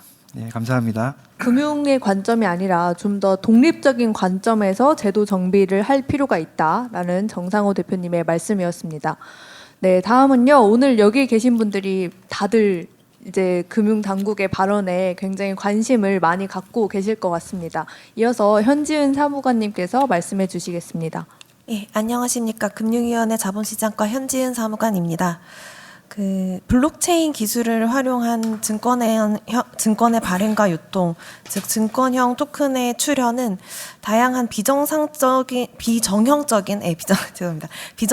증권들이 지금까지 발행이 어려운 측면이 있었는데 이런 부분들이 좀 간편하게 또 소규모의 비용만으로도 발행될 수 있다는 어떤 발행 측면의 혁신과 더불어 지금 증권의 거래 시장이 일반적으로 좀 표준화되어 있는 뭐 주식이라던가 아니면 채권 이런 것들 위주로 이루어져 있는데 다양한 증권들이 유통될 수 있는 시장이 형성될 수 있다는 그 유통 측면의 장점이 기대되고 있는 그런 부분입니다.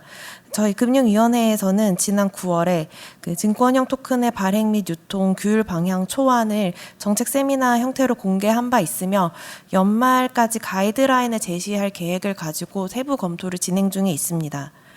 다들 잘 아시다시피 증권형 토큰이라고 함은 블록체인 기술을 활용한 그 디지털 자산 중에서 저희 현재 자본시장법상 증권의 정의에 포섭되는 것들을 의미하는 것으로 따라서 사실 현 상황에서도 자본시장법상 증권 규제가 전면적으로 적용이 되고 있는 대상에 해당합니다.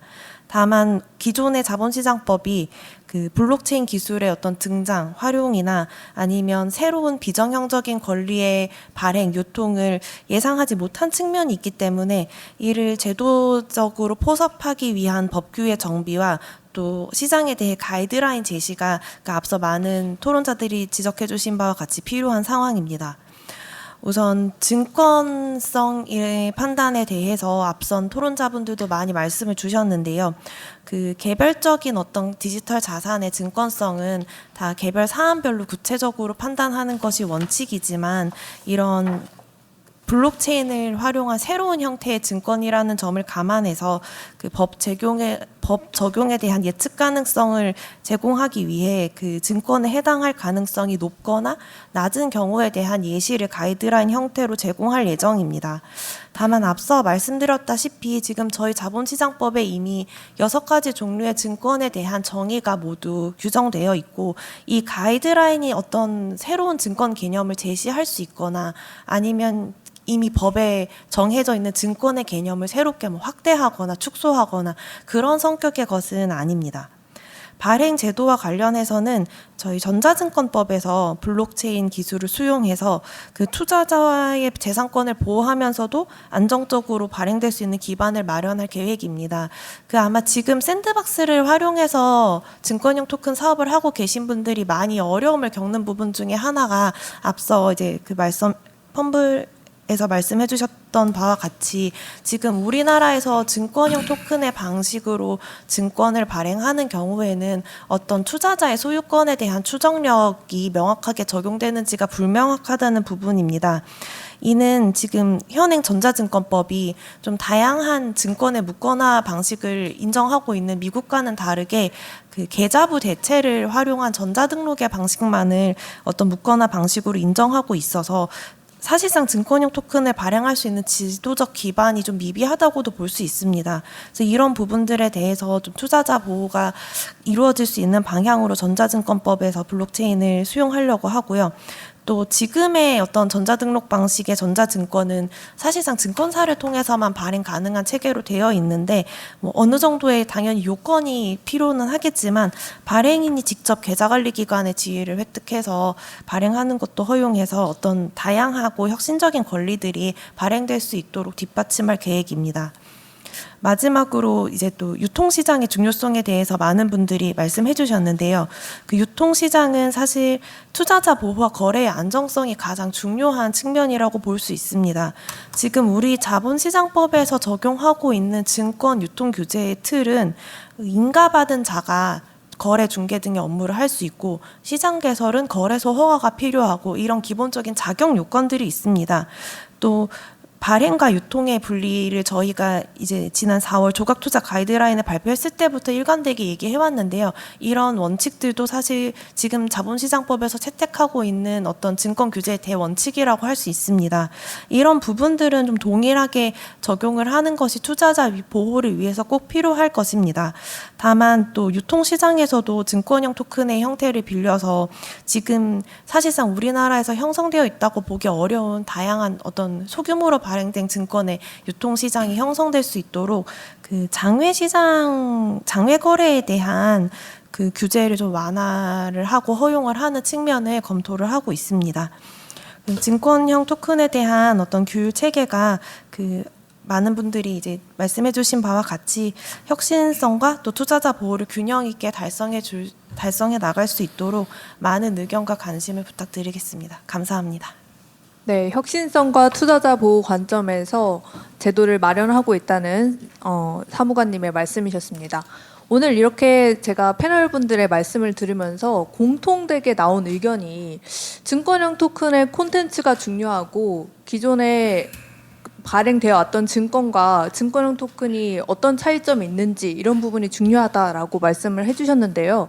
저는 여기에 대해서 엄주성 본부장님 그리고 이해봉 센터장님의 의견이 좀 듣고 싶습니다. 네, 아까 증권형 토큰의 콘텐츠가 중요하다고 말씀하셨잖아요. 그럼 기존에 발행됐던 증권과 이 증권형 토큰의 콘텐츠는 어떤 차이점이 있고 이게 자본시장 관점에서 어떤 효용성을 줄 수 있는지 말씀해 주시면 감사하겠습니다. 전 세계적으로 이제 제일 먼저 그 STO 이 케이스가 미국 에스펜 리조트 그 현금 흐름에 대한 청구권 요것을 이제 수익증권 지분 형태로 했던 건데요. 실제 굉장히 우량 자산이었죠. 그러나 시장에서 거래되고 있는 에스펜 리조트의 그 토큰의 가격이 그렇게 좋지는 않았습니다. 이것이 무엇을 의미하냐면 이 투자자들에 대한 어떤 또 유통에 있어서의 어떤 효율성 이런 것도 굉장히 중요하다 그런 말씀을 먼저 드리겠고요. 그리고 이건 좀 다른 얘기입니다만은 왜 증권형 토큰을 규제하는가 하는 그 출발점을 진짜 다시 한번 생각을 해야 될 것 같습니다. 이게 금융성 행위라고 하는 것이 그 파이낸셜 액티비티가 뭐냐? 그것은 결국 다른 사람의 돈을 끌어들여서 빌려서 아니면 투자받아서 새로운 사업을 해서 그 사업 결과를 나눈다고 하는 것이 전통적 관점에서 볼 때 금융성 행위이고 그것이 대표적으로 권리관계로 표시될 수 있는 것이 증권이다. 그러면 그런 권리관계를 부여받으면서 내 돈을 투자하는 투자자들에 대해서 어떻게 보호할 것인가라고 하는 것이 증권 규제 원칙으로 제도화되어 있던 것인데 그러면 그러한 그 권리관계를 통해서 그 투자자들을 보호할 대상인 증권형 토큰과 그렇지 않은 비규제 토큰을 명확히 구분하는 것이 정상호 대표님이 말씀해 주셨던 것을 조금 더 발전시킬 그런 토론이 될 것 같고요. 이제 본부장님 준비되셨을 것 같습니다. 감사합니다. 네. 깊은 배려에 감사드리고요. 네, 첫 번째 질문은 컨텐츠가 왜 중요하냐. 근데 사실 가장 기초적이면서도 근본적인 문제인 것 같아요.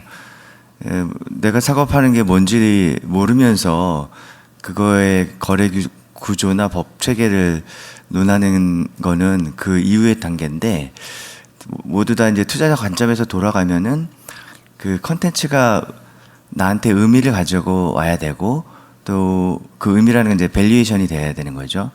그것이 어떻게 투자 수익으로 돌아올 거라는 예측도 또 가능해야 될 것 같습니다. 그래서 그런 컨텐츠들이 살아남을 거라고 아니 뭐 살아남는다는 표현은 그렇지만은 확장될 것이라고 생각되어지고요. 그렇지 못한 컨텐츠들 모든 아까 본부장 센터장님 말씀하셨겠지만 이론적으로 모든 자산이 또는 투자 계약이 증권화될 수는 있겠지만 그 효용성의 측면에서는 그 컨텐츠가 또 좌우할 거라고 생각이 되집니다. 두 번째 질문인 하신 거는 이제 기존 증권과 증권형 토큰이 무엇이 다른가 사실 잘 모르겠습니다. 크게 다른 것 같지는 않은데 뭐 다른 점을 찾아본다면 저는 기술적으로 분산 원장을 하느냐 중앙 원장을 인정하느냐 그 차이밖에는 큰 차이는 못 찾겠더라고요. 그러면 그 뭐 분산원장도 좋고 중앙원장도 좋은데 이 증권이라는 기반은 우리 자본 시장의 아주 위대한 발명품인데요. 이라고 생각하는데 그 가장 기초되는 또는 그것이 돌아갈 수 있는 거는 신뢰라고 생각합니다. 모든 화폐도 그렇고 증권도 그렇고 신용을 기반으로 하고 그 토대에서 돌 수 있는데 그럼 무엇이 이 신용을 더 확보하느냐, 그것이 분산원장이냐 중앙원장이냐에 따라서 대세가 결정되라고 보고요. 모든 것이 다 중앙원장이나 분산원장으로 해결화되거나 또 통일될 필요는 없고 그런 신뢰를 느슨하게 가져가는 단계 또는 그런 구성원들은 그 시장에 있을 것이고 이 혁신 아까 말씀하셨지만은 패널 중에서 혁신이 어떤 그 기존 체계의 큰 흐름으로 가기 위해서는 또 기존 체계가 있었던 방식을 차용하거나 또 그런 시장 참여자들이 익숙한 방식으로 할 것이라고 생각이 됩니다. 그래서 조금 뭐 그 두 개의 차이에 대해서 좀 파생돼서 생각해 보면 결국은 참여자들이 신뢰할 수 있는 방향으로 시장이 커지고 또 나눠지지 않을까 이렇게 생각해 봅니다. 제가 한 20초만 더 이게 글로벌 정합성을 아까 말씀을 주셨는데요, 정무위원장께서 이게 글로벌하게 논의되고 있는 그 논의의 깊이를 굉장히 살펴볼 필요가 있다는 말씀을 드리고 싶은 것이 이 블록체인 기반으로 분산원장 기반으로 토큰화되면 그 네트워크에서는 토큰화된 다른 자산으로 이 증권 토큰을 살 수도 있는 경우가 생길 겁니다. 그렇죠?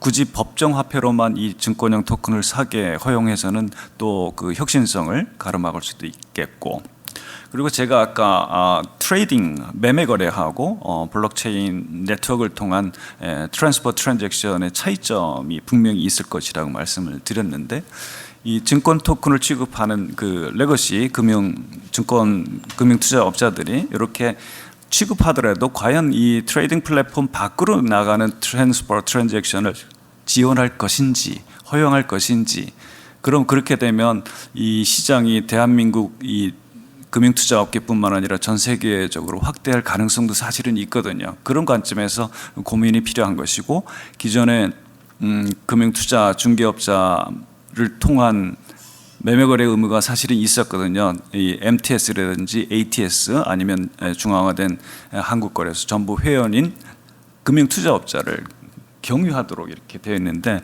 이러한 그 Obligation of Intermediation이라고 하는 요 요건을 이러한 그 증권 토큰의 매매거래 또 트랜잭션에 있어서도 그런 그 인프라에 있어서도 계속해서 그와 같이 중개업자를 거치도록 제한할 것인가, 이것이 어떤 혁신의 장벽이 되지는 않을까, 이런 고민들도 사실은 하고 있다.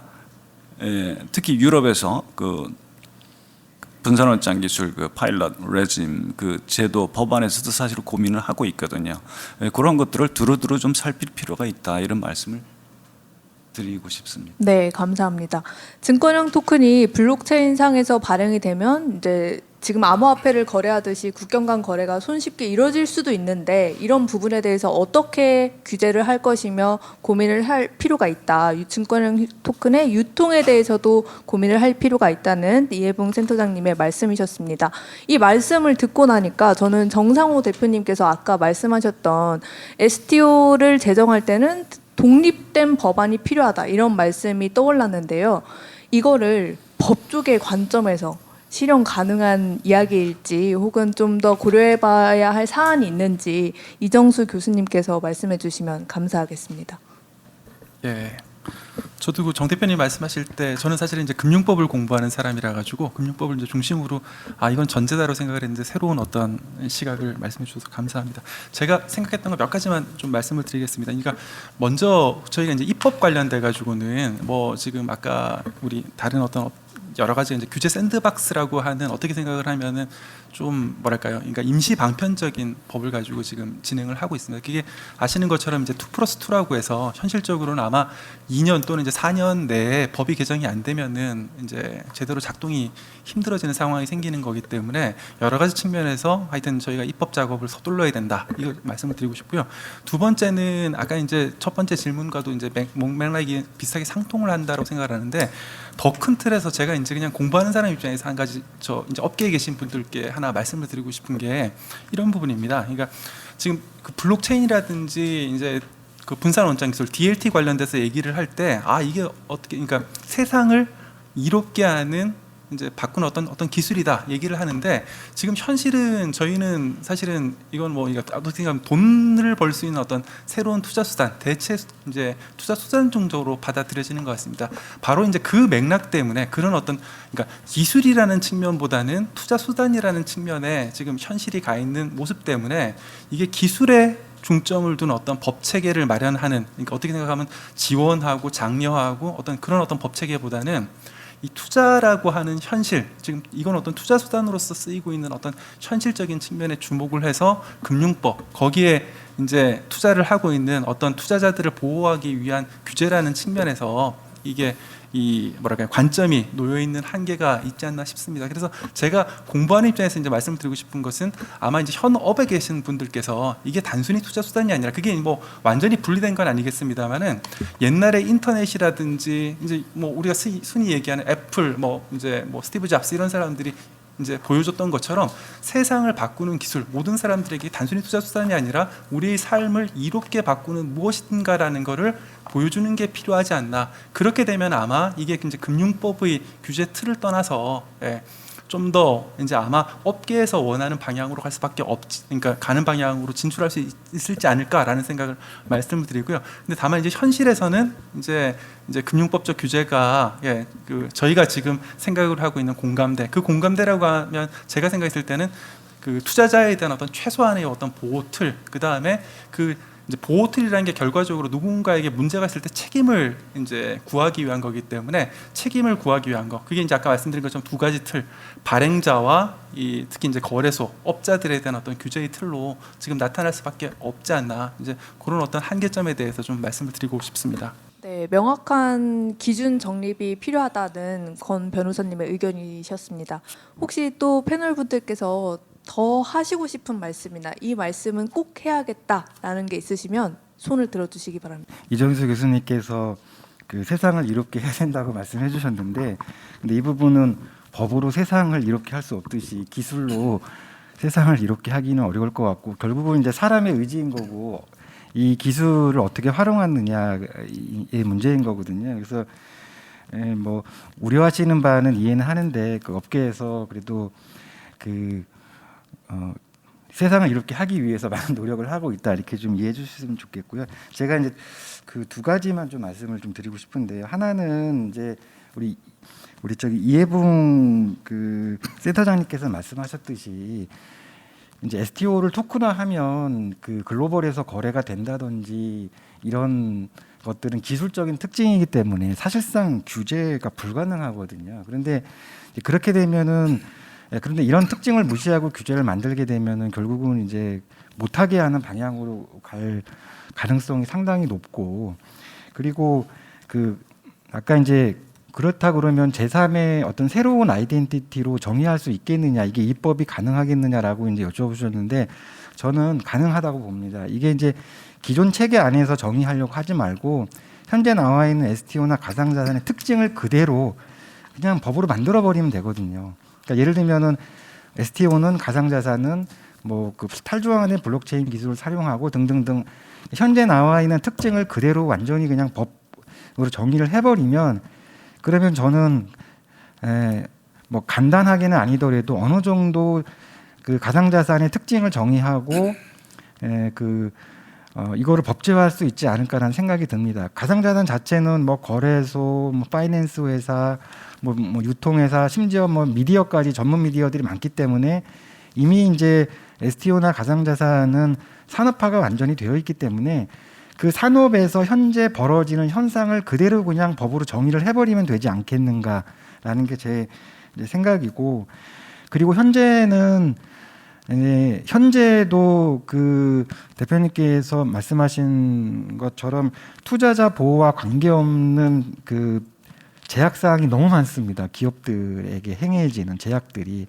근데 이거는 이제 일일이 좀 말씀을 드리면 상당히 놀라시더라고요. 어떻게 이런 기본적인 것까지 못하게 하나라고 생각이 들 정도로 그런 제약들이 많은데 일단은 이런 그 기본적인 제약 사항부터 어떻게 보면 당연한 기업의 권리거든요. 그리고 투자자의 권리인데 이러한 그 제약 사항부터 풀어주는 것이 시발점이 아닐까라는 생각이 들고, 마지막으로 저희가 이러한 제약이 풀린다면 좋은 기술로 세상을 좀 더 이렇게 할 수 있는 가능성이 열리지 않을까라는 게 이제 제 개인적인 생각입니다.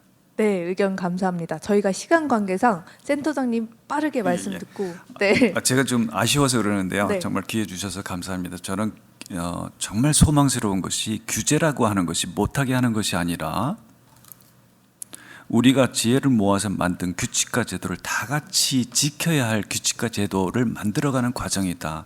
이렇게 좀 생각을 바꾸면 그럴 때가 되지 않았을까 하는 생각을 합니다. 왜냐하면 제가 그 글로벌하게 다른 나라 제도를 이렇게 볼 때 퍼블릭 컨설테이션을 하면서 꼭 이런 질문을 보탭니다. 이보다 더 좋은 의견이 있습니까? 근거를 가지고 제시해 주십시오.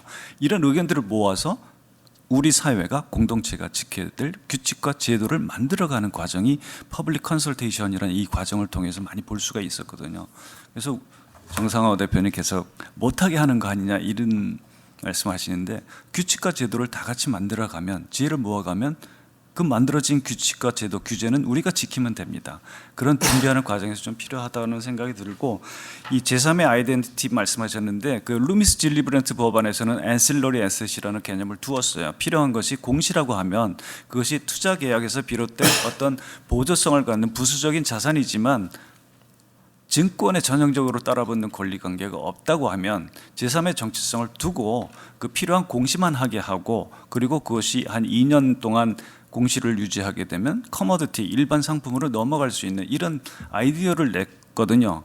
그리고 프랑스도 이미 훨씬 전에 증권형 토큰, 이거는 기존의 증권규제법을 따라라, 통합금융법을 따라라 이렇게 했고, ICO를 통한 유틸리티 토큰을 통한 자금 조달 방법은 새롭게 금융통화법에 새로 넣었어요. 그런 과정을 통해서 의견을 다 모았거든요. 이런 그 고민의 흔적들을 우리가 좀 잘 추적을 하면, 자, 이제는 규제는 못하게 하는 것이 아니라 그 지켜야 할 규칙과 제도를 같이 만들어가는 과정에도 이런 생각을 하면 우리 업계에서도 좀 숨통이 트이지 않을까, 이런 말씀을 꼭 드리고 싶었습니다. 고맙습니다. 네, 의견 감사합니다. 네, 오늘 이 자리가 바람직한 증권형 토큰 제도를 만드는데 큰 기여를 하길 바라면서 이것으로 패널 토론을 마치도록 하겠습니다. 네, 감사합니다. 이상으로 제4회 디움 국회 세미나의 모든 세션이 종료되었습니다. 높은 식견과 귀한 경험을 바탕으로 대한민국의 바람직한 STO 제도를 마련할 수 있도록 고견을 주신 여러 참가자분들께 다시 한번 감사의 말씀을 드리겠습니다. 저희 D센터 역시 탈중앙화 시대를 선도하는 블록체인 미디어 기업으로서 대한민국의 지속적인 STO 산업의 발전을 위해 최선을 다하겠습니다. 함께해 주신 여러분 감사합니다.